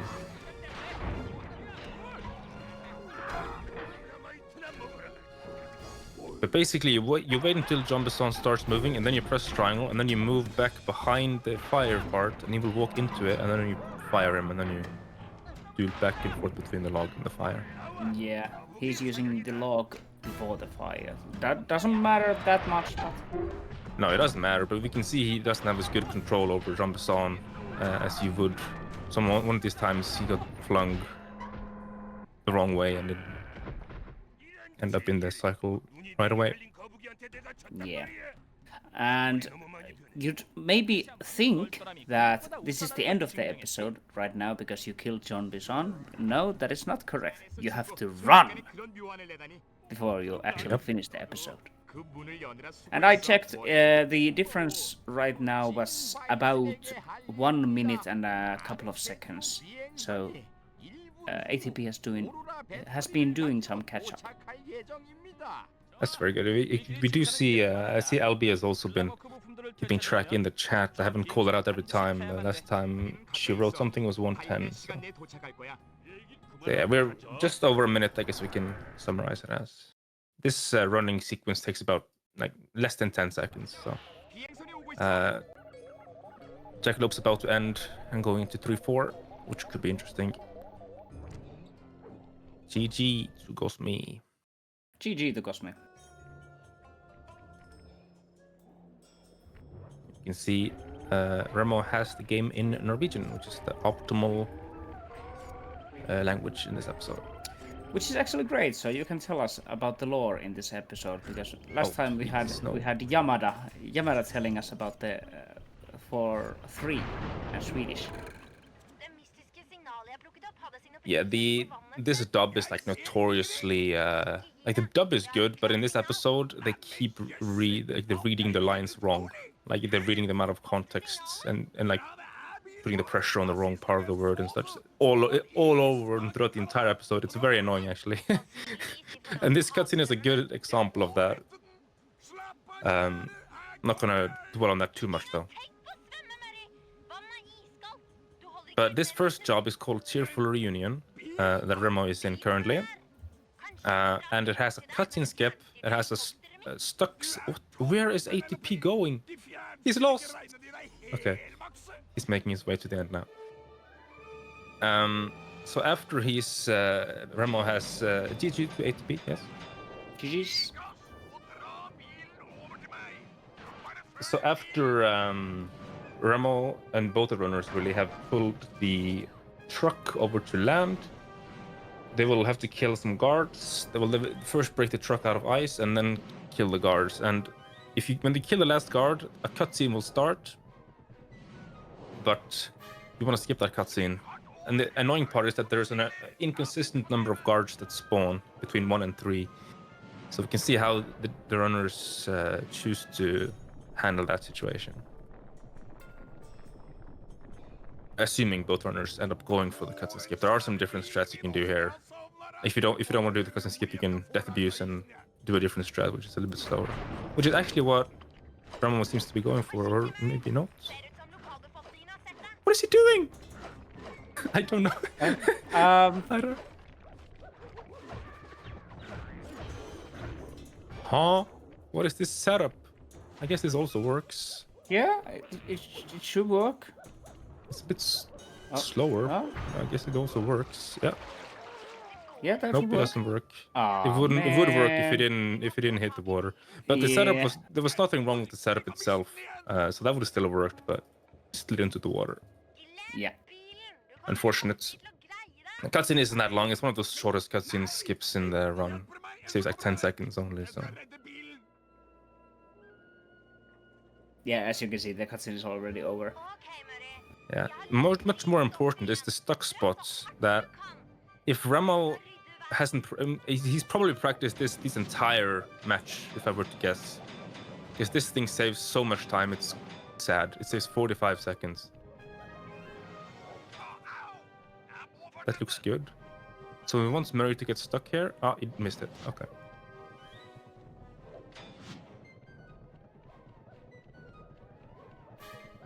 There's a backup they can do though. And Ison, meanwhile, is doing the more common setup, but it seems to have a very weird outcome. Okay, this is the backup guard. Let's see if Remo gets it here. That looks good. Nope, he missed it. Okay. Very sad from Remo. Ison is waiting for the guard. And that looks good. He got the cutscene skip. So if Ison also gets... if Ison gets the stuck spot here, he's in the lead. That's the absurdity of this job. He can't get it with this guard, but he's holding it to hold the guard spawn, I think. I'm not an expert on this trick. I hate this trick, by the way.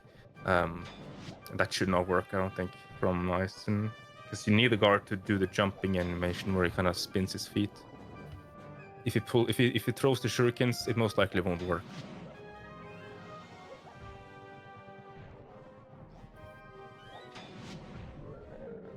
Okay, here's the backup guard from Ison. Let's see if he gets it. That looks good. That works. Yeah. So he just saved a lot of time onto Remo. So Remo hit the cutscene skip right there, basically 137 on the timer. And you can see Murray is sending it right now. He's blitzing. This section would normally take so long, but the cutscene is right there. It starts in like 5 seconds, and there you have them. 20-something seconds apart. This turned really interesting suddenly. Yep. And now let's see. It looks like Remo is going for the stuck spot here, and did not get it. This one doesn't save very much, but it does save a little.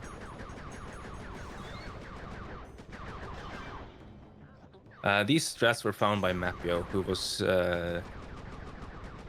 looking into stuck spots in his job, both in the turret section and in the... Oh, okay. Remo got that stuck spot. That one saves almost no time, but it does save... Oh, and he's dead. Okay, and now lead change. Oh, man. Oh, my lord. This is why I hate this mission. Yeah, it's become one of those worst jobs in the game kind of thing in the speedrun now, unfortunately. But it is entertaining. And to watch. Ison is going... Yeah, to watch, not to run. And Ison is going a bit more safe here, but he can also very easily kill Murray here if he does this wrong. Should probably stop. Okay, he got it. Oh my god. Oh man. But he is at half HP, but I think he has control here. So Yeah, we have a lead change, and the Sabres are now in the lead. I think both runners have everything under control from here on. It actually seems like Remo got the running strats. I actually missed it. Oh, gee, what are you doing? Holy! Why are you doing this to us? Old men, we old men, our hearts can't take it. Yeah. Oh my lord. Oh. Whew. Yeah, this section is probably the reason why we haven't seen 3-4 very much, but it's kind of interesting because this entire section has changed during this season of ACES. Like this section wasn't like this when this ACES season started. So this is pretty brand new strats. Oh, we have some scuffed sound from static.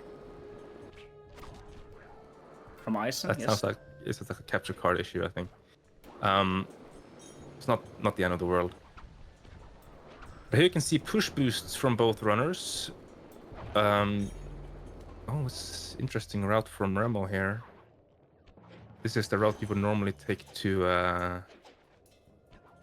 Vampiric Demise, and not to this job. But it still works. Yeah, maybe got a little bit confused. It's not like it's slower. It's just harder for no reason. Okay, but Or maybe just a version he prefers. It might also be faster. I'm not gonna sit here and say it's slower. It is an alternative that only really Mapio, maybe Bacon Man also does. But I think they only do it for Vampiric Demise and not for this job.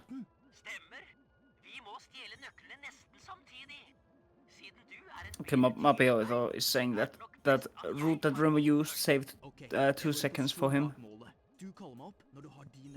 I thought it was only for Vampiric Demise with the cut where you kind of spotted or whatever, but okay.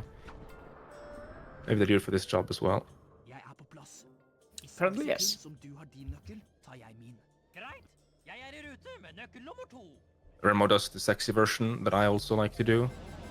But meanwhile, Knuti does Eisen, does a more standard kind of push boost.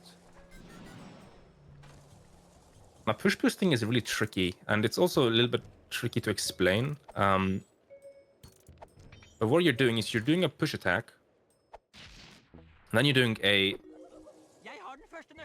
rocket boots to cancel the push attack, and then you're doing a jump and a paraglide to get your momentum into a jump with paraglide, and you kind of soar. And it's kind of tricky because it doesn't work if you cancel the push attack, so it doesn't work downhill, for example. It only works uphill or if you are going on flat ground. And the runners are basically tied here. They're like a second apart. Yeah, pretty much.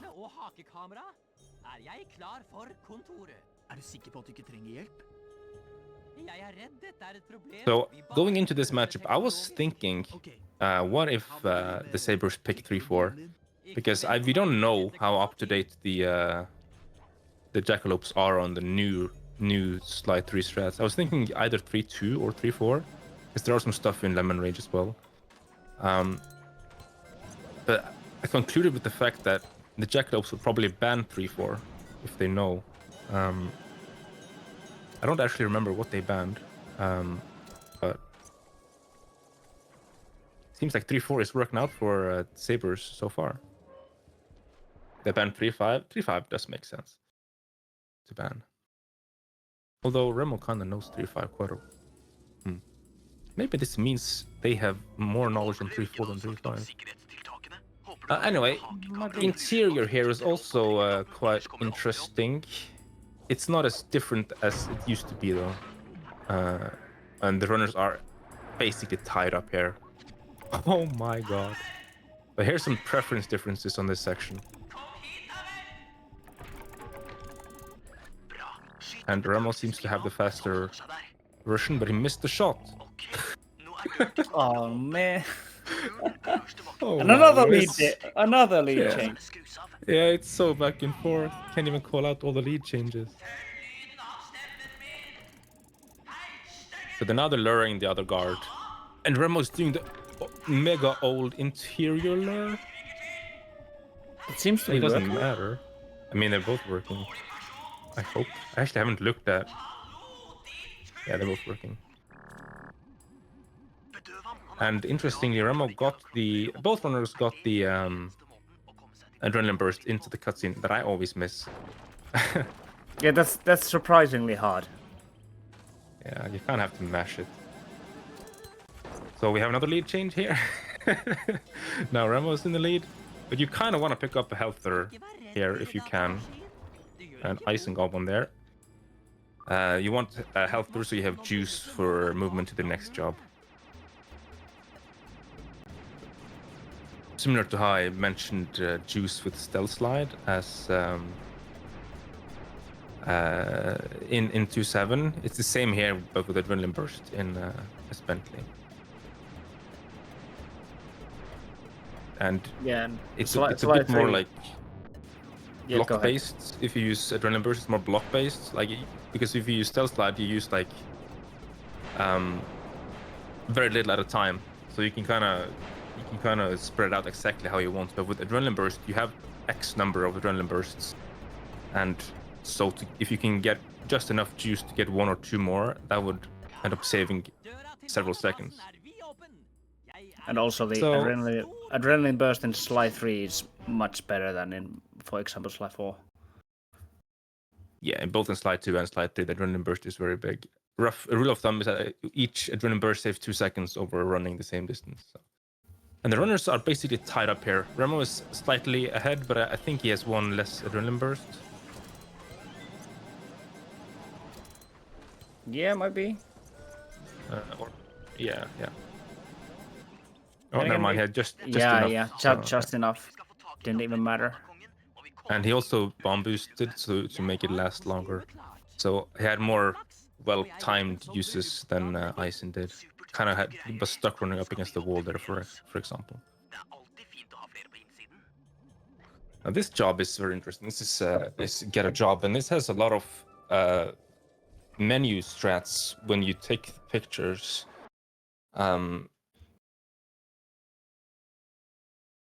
We'll see how many each runner goes for. I always go for a lot of them, but I don't think Eisen goes for all that many. Only the big one. Big ones. And Remo, I have no idea. You know. And also here you can see that it's faster to jump in costumes than to just run. Except when you're using Murray, because for some reason Murray can run in a costume. Yep. Here we have the villain of this episode, General Zhao, which is, in my opinion, the best villain in the whole franchise, because he's just plainly evil.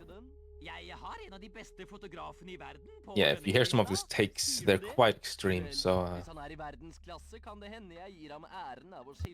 he's well regarded as the most villain out of all the villains, I think, in Sly. Maybe Clockwork as well, but... just super villain. Villainous villain.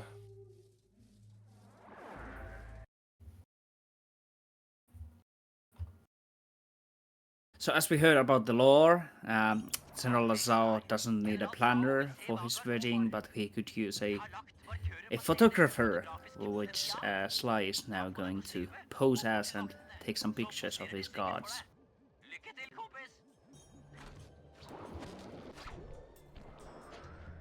See if Remo remembers to rebind the costume. He does. Now you can start the inputs on these very, very early. Basically, the moment Sly's the dialogue box appears, you can start inputting. But I personally don't like to go that early. But if you see, for example, Bacon Man do these sections, he does it so fast that you don't even see a blank text box. You just see a filled-in text box.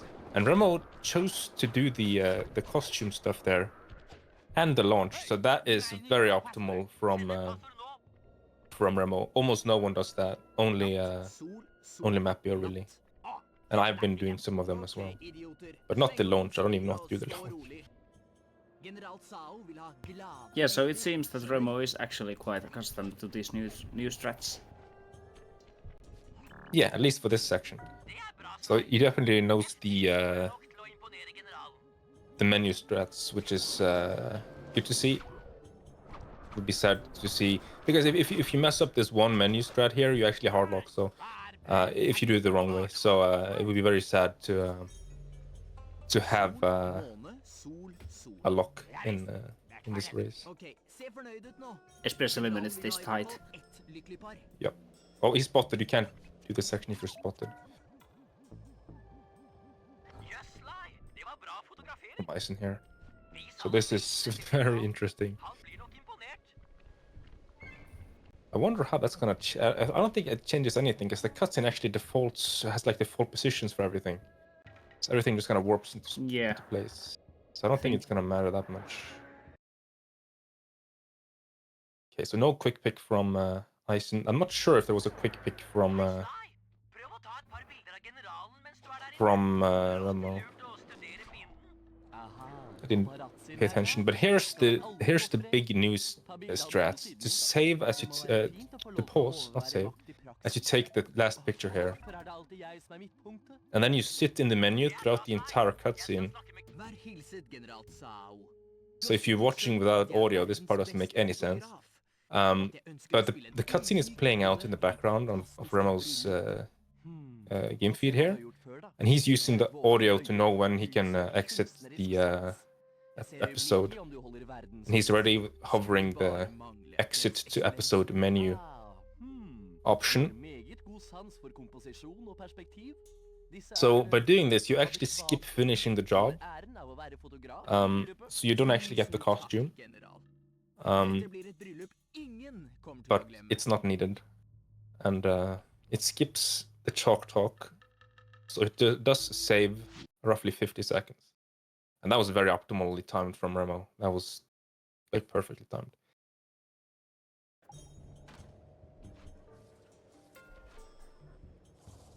Some cool new strats that I haven't even seen before. Yeah, this is probably one of my favorite new strats because it's basically just a free cutscene skip. Yeah. Or a cutscene skip that we could already skip, but we don't have to restart the game now, which takes very long in slide through. So I would say the Jackalopes have built up a fair little lead here. I haven't timed it, but it is quite sizable, I'd say. It's like, what, 30 seconds? 20, 30, 30. So sounds just about right. Now, I will say, you have to... I mean, if they did this in the run, they would probably lose the race anyway. If you reset too early before the next job, not only would you have to redo this job, you would also have to redo the last job. So it's very important that they wait for the autosave after this job before they restart the game. But in an episode run and in a race setting that is this close, they would have to, if they had to redo this job alone, that would lose the race. So Yeah. it doesn't matter if you have to redo 1 or 2 jobs, you would lose anyway.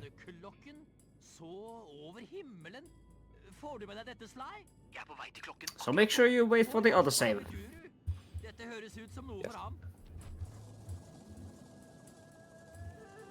Now this is like the mini operation of this episode, where you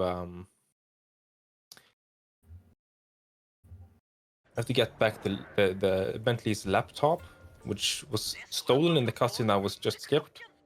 And it's quite a few ways to kill Tsao optimally.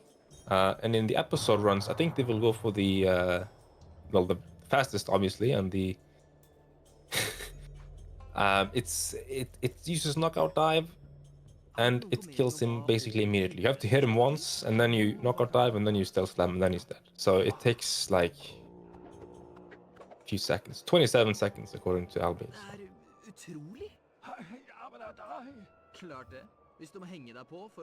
But before that fight, there is the section where they have to jump over the entire map. And it does matter how early you jump here. And I remember Rema was the one who discovered that, or at least documented that, the earlier you jump, the faster the section goes. So he's probably a master at that. I've also seen Mapio do some very risky jump strats here, where he swipes to delay his jumps or extend his jumps by like frames and stuff. It's quite something to see. But basically, you want to jump as soon as you can, just to make the incoming objects spawn in as early as possible. Yeah. Oh, and you can see Remo also. That looks so dangerous. Oh man. We see Remo is also doing this cane swipes to extend the jumps by just a few frames, to basically giving the nod of approval to Mapio's swiping strats there. Yeah. There was a question in the chat that if comeback is still possible. I'd say definitely comeback is still possible. Vampiric Demise, for example, has some not that difficult skips, but still skips that can be failed. And they will lose a lot of time if you fail them. Yeah, there's a wait for 2 minutes in one of the zombie sections, and if you miss the cutscene skip, you have to redo the entire section. So that's a 2 minute and 40 second swing. There's also a soft lock in the operation. There's a 2 minutes and 40 second swing, actually. Ah, yeah, that also. because you have to watch the cutscene just about 40 seconds, and then you have to wait 2 minutes. So that's a lot of time to big run out. stress still. But there's also one strat that I would bring out. The difference is roughly 30 seconds, as was brought up, 27. There's a skip that saves around that ballpark in down the line that I know Eisen is not fond of, and it's very failable. So if Remo either doesn't go for it and Eisen has to go for it, goes for it and gets it, that can make up. Or I think Remo is pretty comfortable with that skip, so he will probably go for it, which means that Eisen also would have to go for it if he wants to have a chance of winning this. So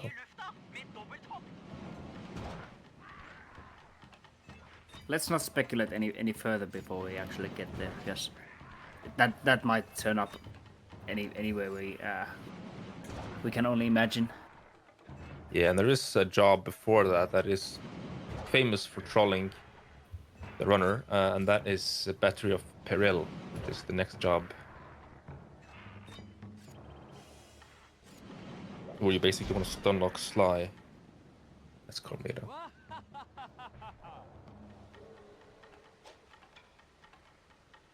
Kom tillbaka och ta det som en man. I don't know if this is like common knowledge, but you can kind of curve your jumps if you hold left or right here, and you can do that a lot to sort of steer the jump to curve around Stout's attack here, so you just kind of hit him as early as possible. So you jump the moment the camera locks on, which means that he's now jumping up.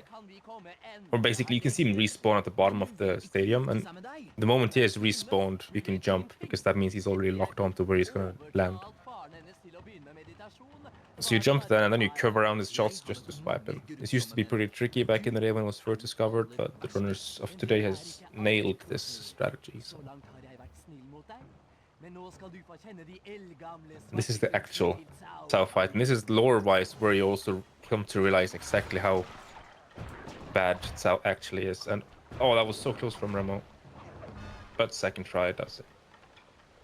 Nicely done.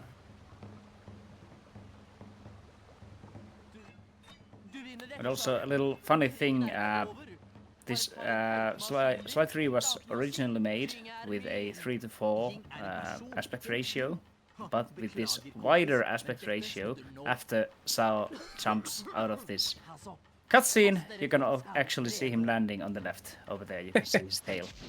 And that is only due to the aspect ratio of the game changing. It's a similar thing in in Slide 2, episode 7, actually, that we didn't bring up, but was also visible in this very match. And you see Eisen also gets that second try. So. Nicely done. The end of Lazy Redirection in episode 2, Slide 2, episode 7 was a similar thing with the mammoth running, not really off screen, just kind of off to the side. I actually don't know if Stealth Slam matters here, like if it's faster or slower. That is a good question. I'm sure there is someone in the chat that knows, but I can't remember from the top of my head. But this is better apparel. The job trigger is right next to them. It's one of those where it's so easy to like go out the palace or go over to where you're heading next and forgetting that the job trigger is right there. So it's an iconic job trigger troll placement. Also the easiest, or actually should I say the most difficult cutscene skip in the whole game. that I managed to fail in a ACES match. Holy. So it must be really, really difficult. Yeah, it's really, you have to use like trigger bomb, and you have to place it in the right spot, and then you have to place Bentley in the right. Oh, you got it! Wow. To my defense, I was using some different buttons that I usually use, and for some reason I had the grapple cam where I should have the trigger bomb. So that is my defense. So it seems like Remo did this basically perfectly. You wanna Yeah. you wanna have your Carmilla in the right spot compared to Sly. And then you want to have him run directly towards you, because the auto target position is actually not on Sly itself. It's like a head's length in front of Sly. So if you shoot him from the side, you will miss.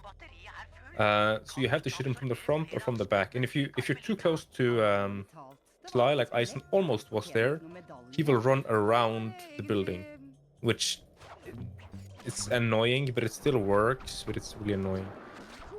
So Eisen also does this really well here. You want to be at a certain distance to Sly, so that you can just kind of spam, and every second shot, oh no, every second shot hits Sly. But that's still decent.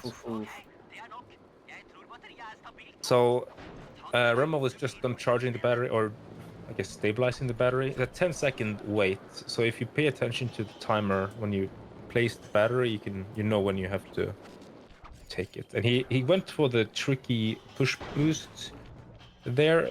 Push boosting is really tricky when you're spotted, so it's really tricky to go for here, but he did go for it. Now you want to farm a healther here if you don't plan to re-enter the safe house to refill juice for the next job. But if you grab a healther, you can just push boost without stealth rock boosting in between. Which will give you enough to last for this entire section. Notice how he's running instead of rocket bootsing, and the moment he rocket bootsed, he failed it. He ran out of juice. So.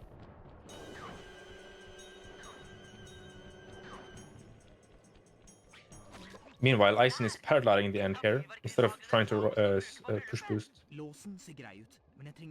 which is the safer option.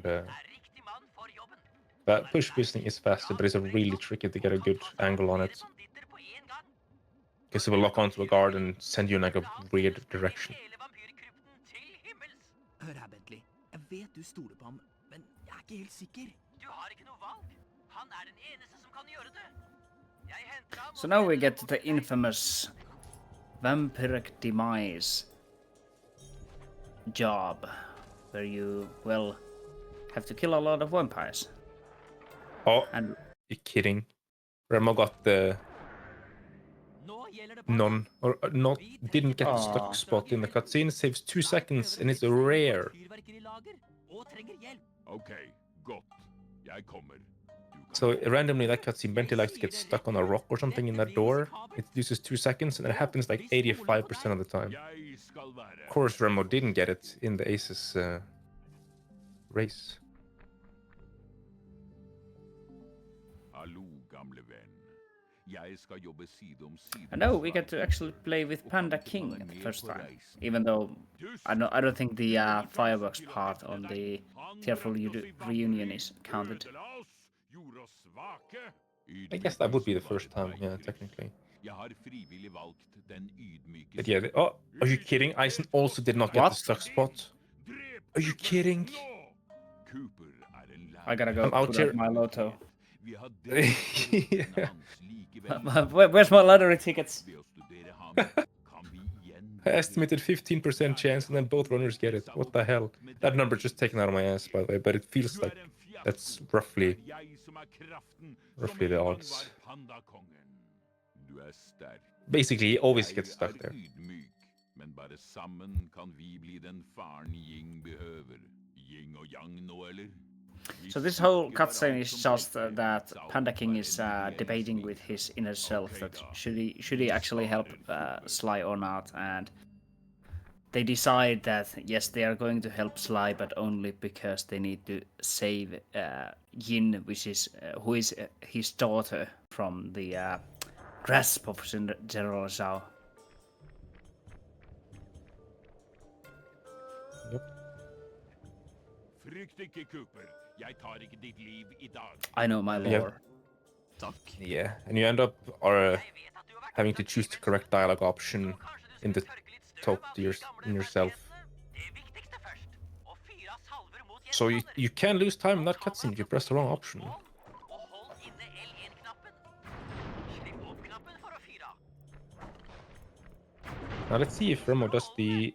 Okay, he did. He opened the binoculum to prevent the TNT barrels from exploding in this cutscene, so you can just use a single firework on the thing to kill the vampire, and then you just melee the other guy. Penny King's melee attack is coded as like 9,999 damage or something. It's basically one-shots everything, including Sly, by the way. So if you end up hitting Sly in this later in this job, he will die for full HP. And he also used the binoculum there to hold the fireworks at almost full charge, because you can kind of freeze the charge meter in place using the binoculum. See, Eisen did not open the binoculum, which means Panicking will destroy these 2 barrels, which means he has to charge up 2 fireworks instead of just the 1 to kill this vampire and then melee. Massive time loss. At least half a second. Yep. And then, as you can see, I didn't mention it, but now I would open the binoculum to freeze when it's almost full. That's what I was talking about. And in full game, you coin farm quite a lot in this job, but in episode runs, we don't care.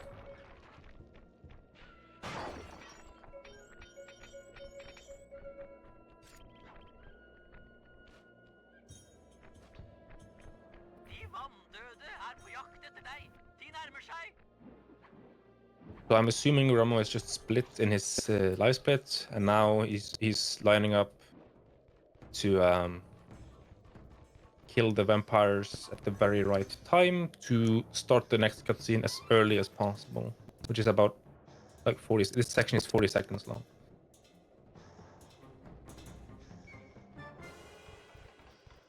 Yeah, so basically Remo wants to kill these vampires at the exact moment that the spawning ends, so he doesn't have to wait for another vampire to walk to him or find where it is. Yep. And at this part there can be at most 4 vampires present on the map. And we don't need to know or time the difference here, because we can see the difference between the runners is exactly this section, and this section we know is 40 seconds long. So there's 40 seconds between the runners, give or take a second. Now I will say the PS3 version does run 1.7% too quickly, so it's not 40.00, it's like 39 point something. And now we can see Remo actually taking damage because he wants to skip a cutscene that happens after this 2 minute and 40 second part, if I remember correctly. Yep. And as you can see here, he's then on top of the vault because they can't hit him here. And you will most likely see Eisen do the same, but instead of using the safe, you will most likely use the lamppost. Now, most new runners will swear to the lamppost because they swear you can die if you use the vault. And yes, you can die if you use the vault. You stand on the wrong spot. But all old runners will use the vault, and it's completely safe if you know where to stand. But as you can see, as you can see right now, he's jumping onto the lamppost and using this instead. This is like the new gen strategy. Interestingly, he's also hitting all of the vampires once to lower their health, so they're easier to kill at the end. Now, if he has the balls to actually go through with that strategy, because it's a lot more likely to fail the cutscene skip if you go risky like that, or if he ends up going safe like Ramos most likely doing with this old setup, like I do.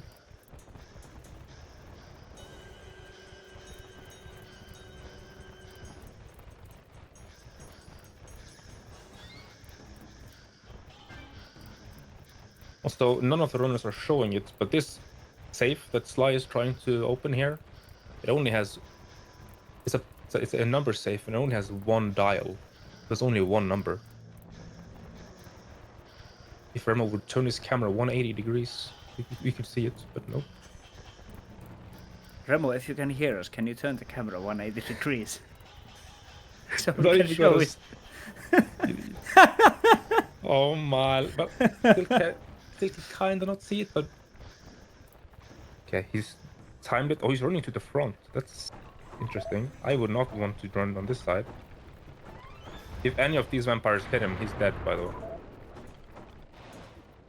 Yeah, that looks okay. Yeah, and he got It was, he was kind of late on jumping there, but it does work. I would have let go of R1 or L1 before a little bit earlier, but Yeah, me too. works. Me too. I was a little bit worried. Yeah, you basically want to let go before you jump. No, jump. Wait, jump before. Yeah, jump before you let go. Wait, no.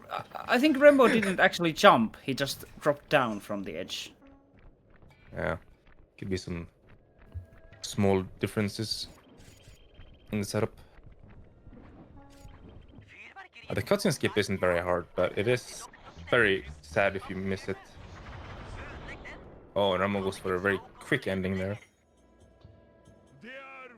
Yeah, as you saw, if you do a full salvo of fireworks to the last grave, you can one-shot it. But you have to be careful because there are also some vampires spawning around the last grave, so you don't want to get locked onto any other vampires. Yeah, and that's why you kind of want to sort of do that movement in a very specific way. And Remo did it a little bit differently, because you can technically start charging from the lamppost, but it's pretty common if you do that you ledge grab, because it's very easy to ledge grab there, and you will then cancel it, and you will just let go. But it is faster if you're able to do it. So what you see Eisen do is he jumps up before he starts charging. That's safer, but it's a little bit slower. So a small optimization from Remo there. Knows what he's doing, because this is an old strat.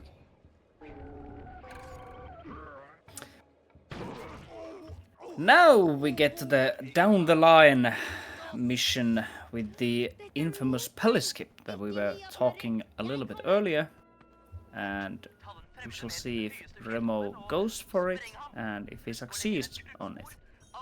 Yeah, it seems like Eisen picked the wrong character there. Classic little time loss. If I were Remo, I'd probably not do the skip.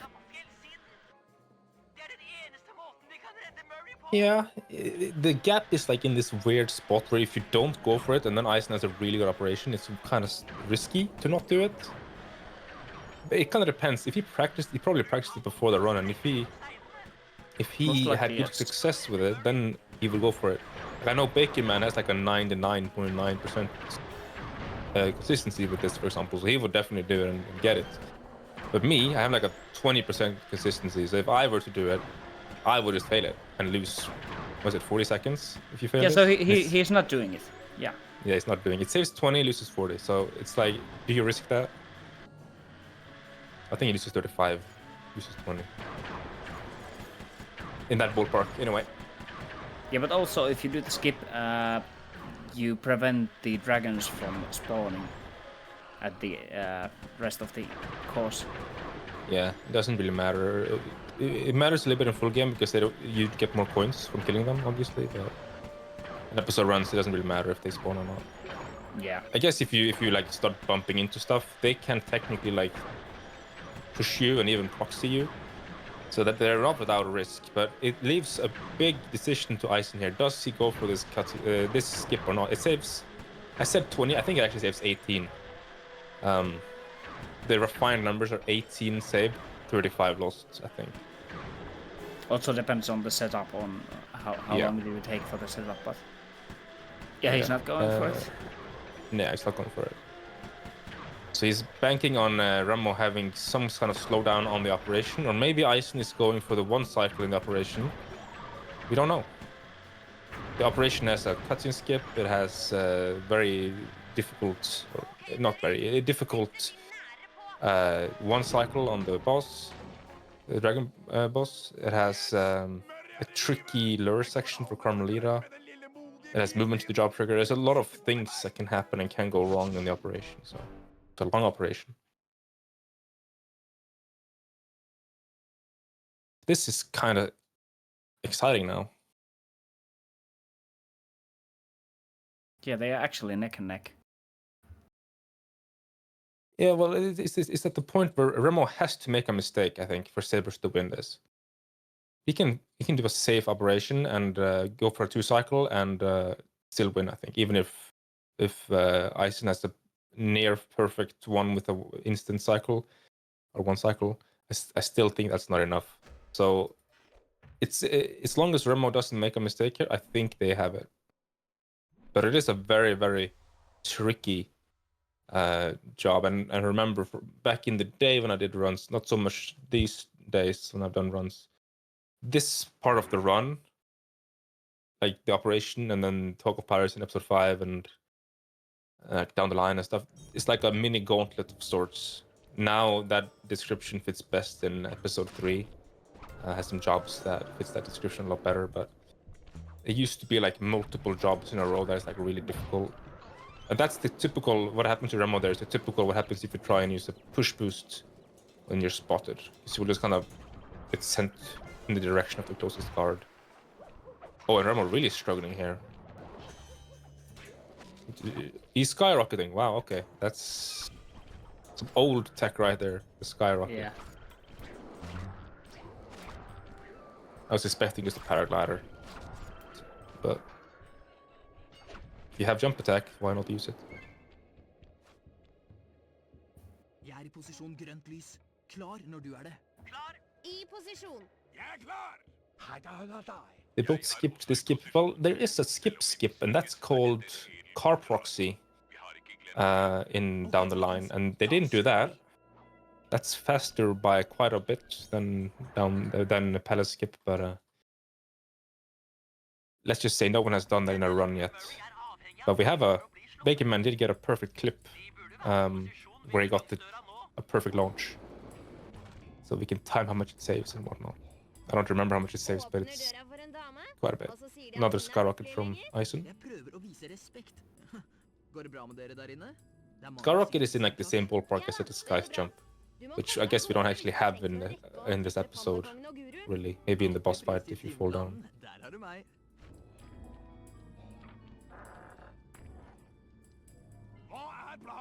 Ifølge tegningene er det en datamaskin på den andre siden av rommet. Called under dragestatuen. launch. What? Jeg kan ødelegge Sonic. den med den fjernstyrte bilen, så lenge jeg ikke bryter de blå sikkerhetsstrålene på veien. Blå sikkerhetsstråler? Oi, dette blir intenst!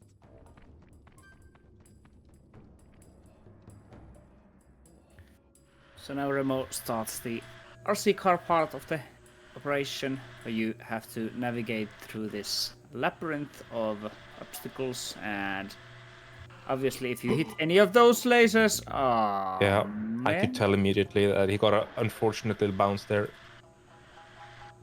It looked very good up until that point. Yeah. But that is what can happen if you're not like... If you're not on like... If you haven't practiced this for like 10 hours, driving really fast like that is kind of scary. But I do see like Mapio and Beckman, you know, just blitz through the section, full control, no problem. But if I were to do it, you know, I would probably hit something before Remo hit something even. That's what can happen if you have a little bounce. Let's see if he does the old or the new setup. Oh, that's the new setup, and it worked. It was a little bit And by scary old, I looking, mean but it's- Yeah, you can talk. yeah, that was a little bit scary looking because he did a little twitch with the car at the end, just before firing. I was looking at, oh shit, he fired too early. But gladly, it was only moving backwards. Yeah, that was pretty safe. I did mention old and new setup, and when this trick was initially like discovered or whatever, you always drove forward. towards the... Oh, Oh no. I don't know what Eisen just... I think He did he meant to back up, but for some reason he pressed X to drive forward. I think that's Yeah, it what must have happened. been some mental slip. Because the old setup that I was brought up, you angle yourself to shoot the laser or the node or whatever, and then you shoot, and then you hold right and drive forward, and then you shoot the computer. But the new setup is to do the opposite. You back up and hold the other direction, and that is a lot smarter to do because it gives you a lot more bigger time window to hit the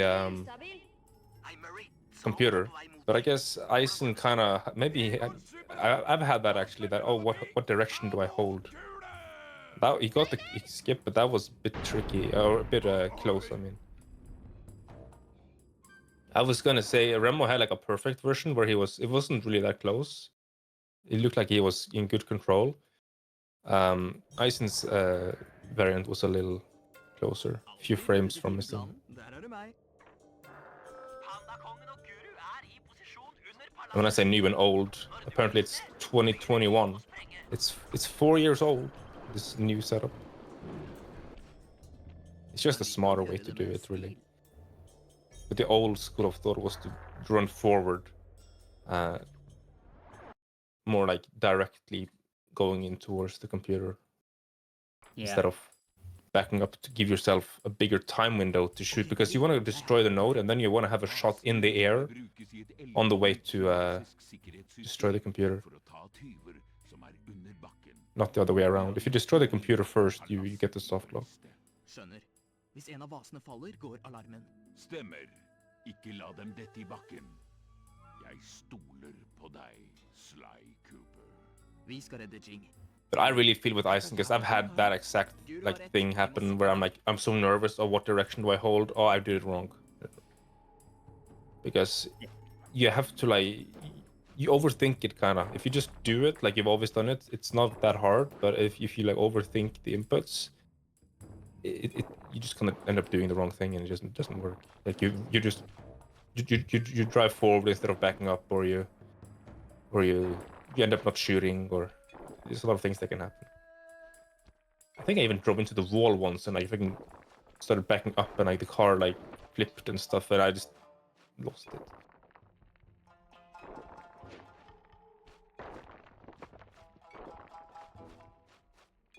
Yeah, and especially if you have the little bit of pressure that you're behind, you need to do everything fast in order to have a chance to beat Remo. That also gets you. Yeah, and I think Sonic nails it here. Says that's the most nerve-wracking skip of the run, and Mapio counters with episode 5 operation. But I feel like all you have to do for that one is just time you have the rough position right on the tentacle, and then just have the timing right. Meanwhile, here you have to hold up right or up left, and then X or square, and it's there are room for mistakes there. So missing that skip is 40 seconds. So we would have to see a pretty big mistake from Remo, I think, for the Sabres to still come out on top here.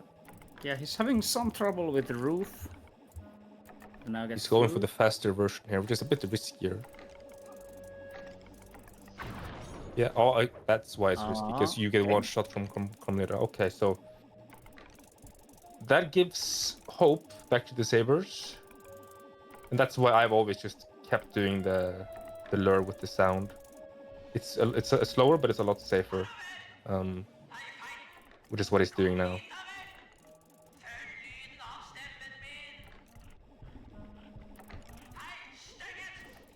And this is what most runners do, just luring. I think it's only Bakeman and Mapio, and I guess also Remo, who do the... maybe also LB, I don't actually know what LB does. If you get spotted, you don't have to alert the guard, so you can just kind of lure only Carmelita, but by her chasing you, she will shoot, and if any of those shots hit you, you're dead. That's why it's so risky, because you have to move quickly.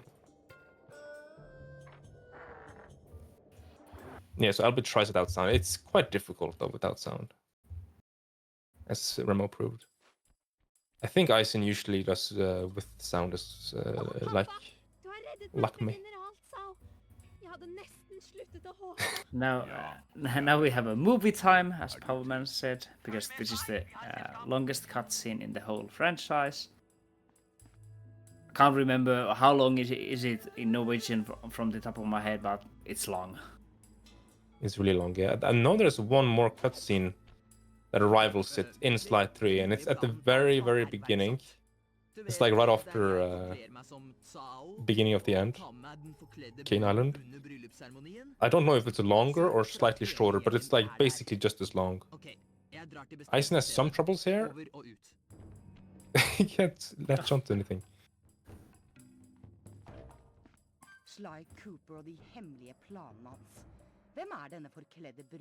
That cutscene is like at the very beginning, so you don't really like even think about it. Only in like a factor setting would you maybe goes to the toilet or something. I think he has to get a bit closer here, Eisen. You don't have sound, so I'm assuming he's mashing circle right now. Most likely, yes. Now he gets it. I mean, I feel like if there was a chance, if Eisen had a perfect section there, but that wasn't perfect. Probably still saved time, I would argue, over Remo, who died. But it's not, maybe not, because he had to actually wait for quite a while there at the end. It was quite slow towards the end.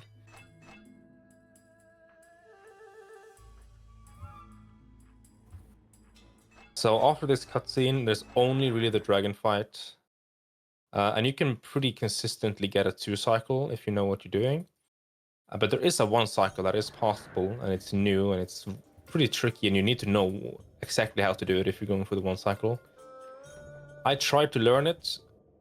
My hands wouldn't allow me. It's a lot of inputs. So you can't just do it. You kind of have to know exactly. It's like a slope intercept. 1-frame jump. And you have to mash inputs and spin attack, and it just barely works. So it's quite tricky. So if Remo knows it, he might go for it. But I feel like if I was Remo here, I would just save a 2-cycle. He doesn't need a 1-cycle. I actually don't know if Eisen knows it or not.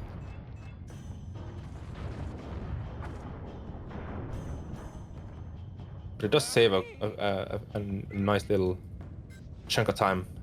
I don't know how much it saves, but like maybe like 15 seconds or so, maybe 20. I don't know. In that ballpark, I think.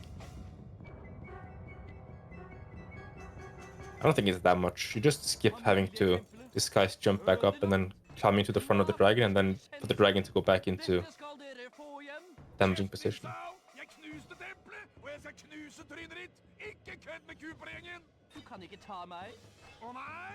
Mapio claims 20 plus.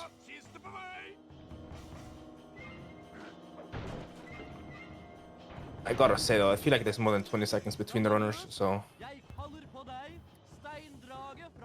maybe if Eisen goes for it, gets it, and Remo goes for 2-cycle and fails it, there's hope.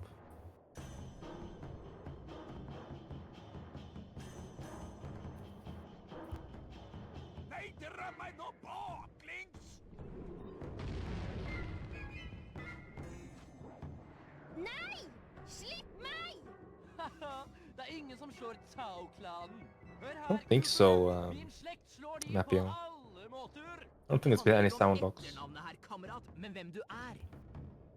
Yeah, I don't remember any sound locks either.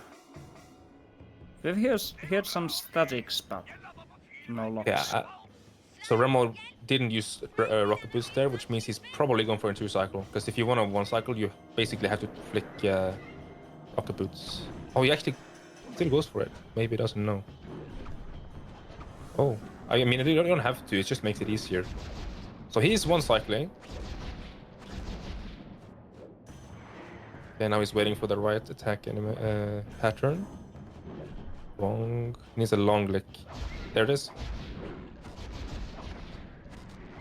This is really tight, so it's probably not getting it here. No.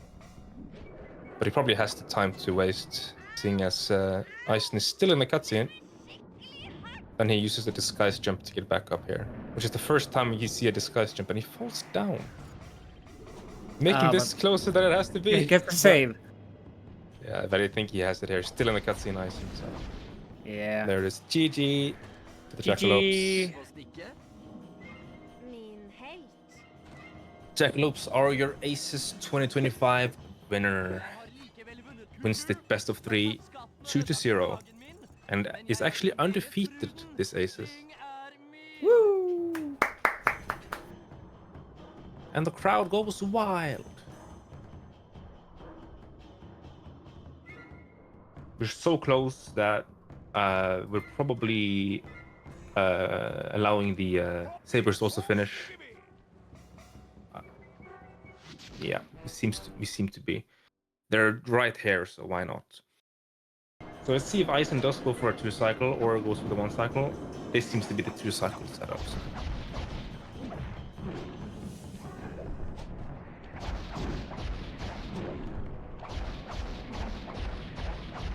In a 2-cycle setup, you basically want to do the damage up to the second horn on the health bar. He's gonna flip now and throw him off. Then he's gonna hit him like once or twice. Yeah, twice I think. And then he has to wait for the best attack pattern and then go for it. 3 times, okay. And there it is. So now he's just gonna attack. And should have enough time here. Or this is close actually. GG. Yeah, he got it.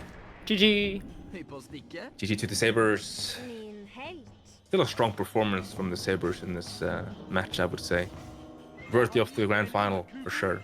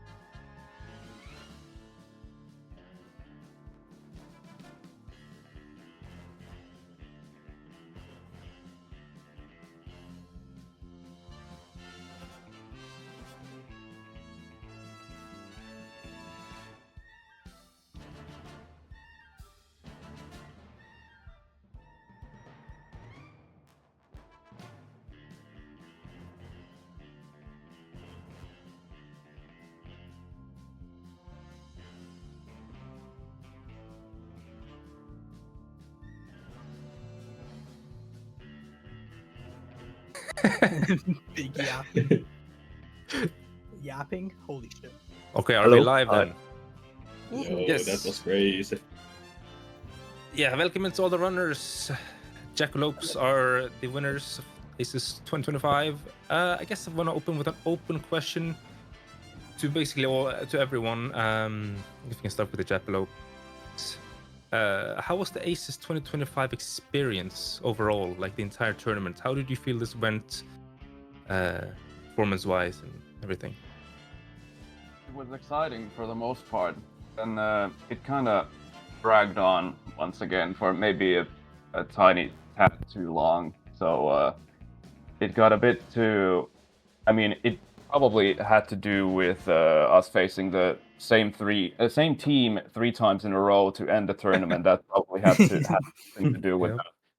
But yeah, it was the summertime was really exciting for us to keep practicing and keep building up the team spirit and etc. But yeah, when the fall hit us, it probably just meant that we all had much less time on our hands to keep practicing and keep the momentum going. So we kind of struggled there a bit towards the end, but thankfully had just enough left in the tank, so to speak, to finish it off. Anyone else want to give more comments on that, on the journey? Yeah, I mean, honestly, this ACES I've done so much more than I thought I would do. I was gonna be like, yeah, I'll join and I'll run a few episodes, and then I just kind of powerhoused. I just kind of powerhoused on basically everything I wanted to, and honestly, I'm really proud of myself. Just want to say thank you to Remo for helping me with a lot of shit. But yeah, I powerhoused not only in Sly 4, but I also had a lot of Sly 2. A lot of things that I feel a lot more confident in, and I'm really yeah, it feels good. I also learned so much. I was kind of the Slide 3 runner for our team, so I kind of now know all of the Slide 3 route and all the episodes, and I've done one full game, so it was good experience. I watched the last ACES, and it seemed fun, and I was a little intoxicated when I signed up for this for this race, and I was like, "Fuck it, why not?" And here I am at the finals. Yeah, it was a fun run. It kind of dragged on, as Remo said, but I enjoyed it. Great to hear.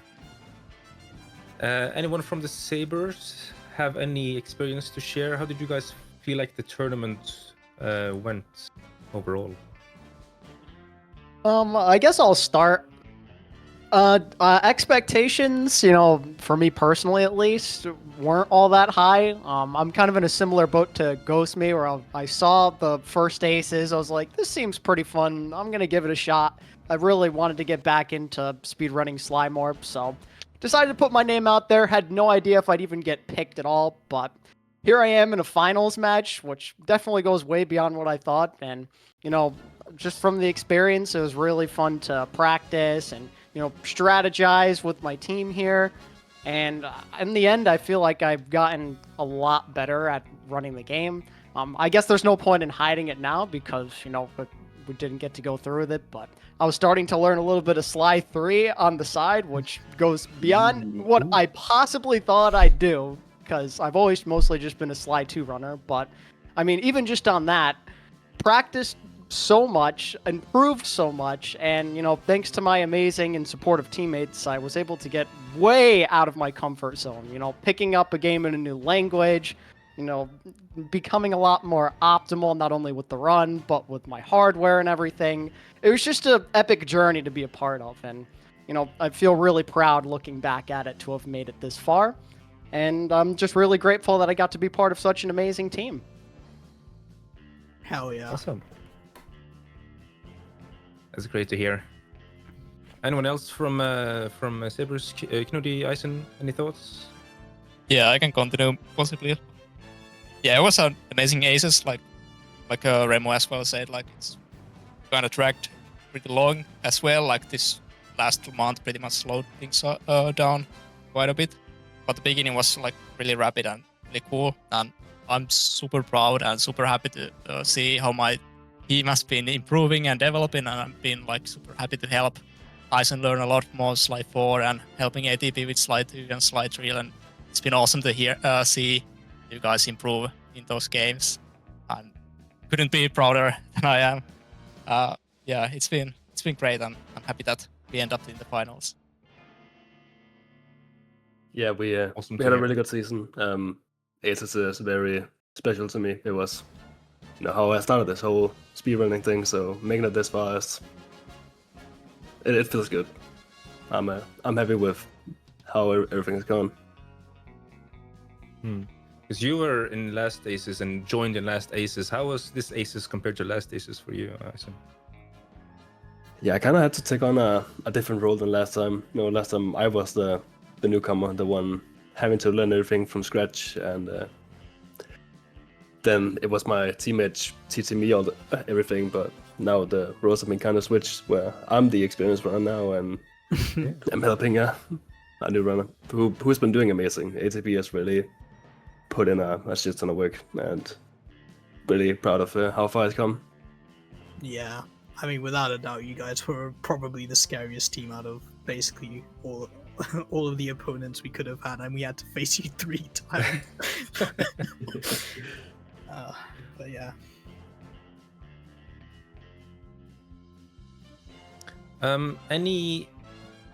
So I have some questions here, and one of them is any hidden preparations we didn't get to see. This also goes out to both teams. I guess we can start with the Jackalopes once again. Any hidden preparations we didn't get to see? Any hidden PBs that you're now going to submit? Stuff like that? Yeah, I've got some. I'll just list them later to my Discord server to see. Yeah, hashtag ad, hashtag sellout.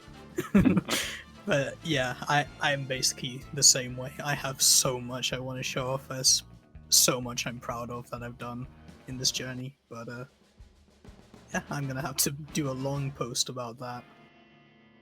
Yeah, That's I'm awesome. also going to be submitting some runs. I have PBs in slide 3 and slide 2, episode runs and full games both. Hell yeah. I haven't seen if there's been any posted in the Sly Speeder in Discord, but you feel free to share it in there as you post, even in your private servers. You can also forward it there so people can see, because it's great to see everything that was submitted from Albi, for example, from our team, and a little bit from myself as well. From the Sabres, how about you guys? Any preparations, hidden PBs, etc.?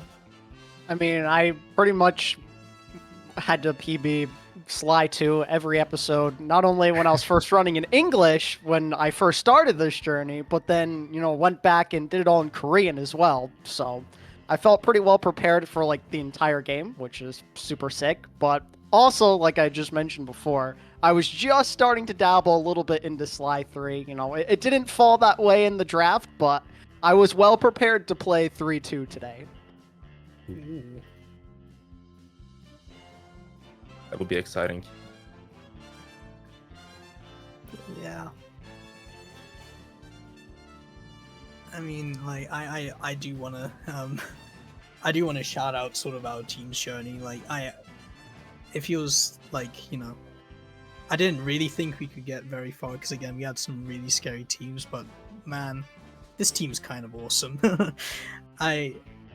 Obviously, we have Remo who, he's kind of the powerhouse, and he's helped not only improving his own like PBs and stuff with like modern up-to-date strats, but also like taking a lot of time to teach me and Gosme a lot of things.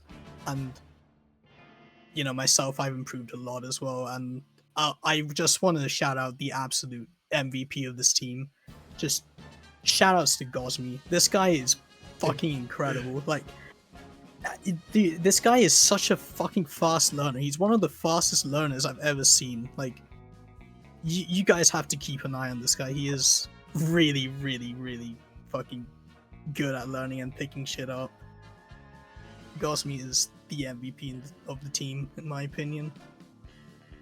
Nice emoji. Thank you. Oh. I mean, I just to give an idea of how fast of a learner this guy is. I think, what was it, Peacocks versus Jackalopes? Yeah, the 3-3 incident. The 3-3 incident. We had to teach this guy 3-3 in 45 minutes, and we still won. I was collecting coins for the gadgets for 3-3, and then Remo just taught me all the basics while Sonic was running 4-3 in the meantime. Yeah. It was crazy. I actually mentioned that during the game today on commentary. I actually brought up that from the interview, that this was a screw up in the draft and I had to teach on the fly, and it actually still won. So yeah, it's pretty awesome to see. Sonic got a very huge lead, and I somehow kept it against the other teams. It's one of the favorite memories from this ACES to me. Keep an eye on this guy. This guy is insane. Great to hear. Pokeyaki, do you have any questions that you want to ask? I think you covered things up really nicely, so nothing from my end. Okay. Anything anyone wants to bring up? Sonic already gave the shout-outs. Any other shout-outs or things you want to share before we round off here? Yeah, I'll have a quick talk about the start of the journey. So, as you are well aware, I did the drafting for this team originally, And the strategy that I used for the drafting was that I didn't necessarily pick the best runner available, but I picked the runners which I felt had the most potential for improvements along the ride, because the tournament lasts for multiple months, so it's about the journey. It's about how quickly, how adaptable you are, what's your potential level. And at that point, I thought that Sonic had already done a lot of great things when he actually put his time and mind into it, like in the case of 4-3, an example. So I saw that Sonic had a lot more potential to do a lot more great things in other episodes as well, and he definitely did that during the journey. And then Gosmi, on the other hand, was an absolute steal in the draft. I did a bit of scouting all over the place for the remaining players, and I just have to say that Gosmi really impressed me the most in terms of what the potential upside looked like, and what his situation at the time was when starting out. So I think that was the key to drafting the winning team this year. Yeah, ironically, I think it was like a choice between ATP and Gosmi. Ironically, Yeah, and, I remember getting the DM from Remo. I remember. You two are here in the finals, so I mean that shows you two are incredible. So yeah, shout outs to you guys, honestly. Yeah. Shout out to you guys too. I mean, for real.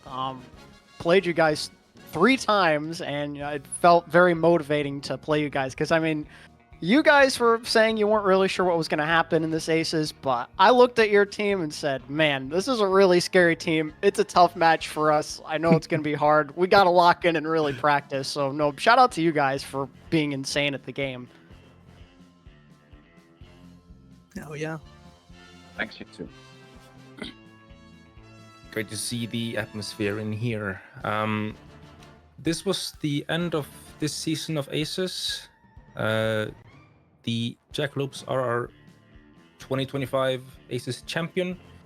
Did you, Augie, wanna have any rounding off words, or should I try and wink something? I can handle it.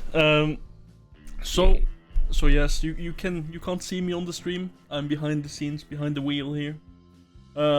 So yeah, I just want to say thank you to all runners and all commentators who participated in our event.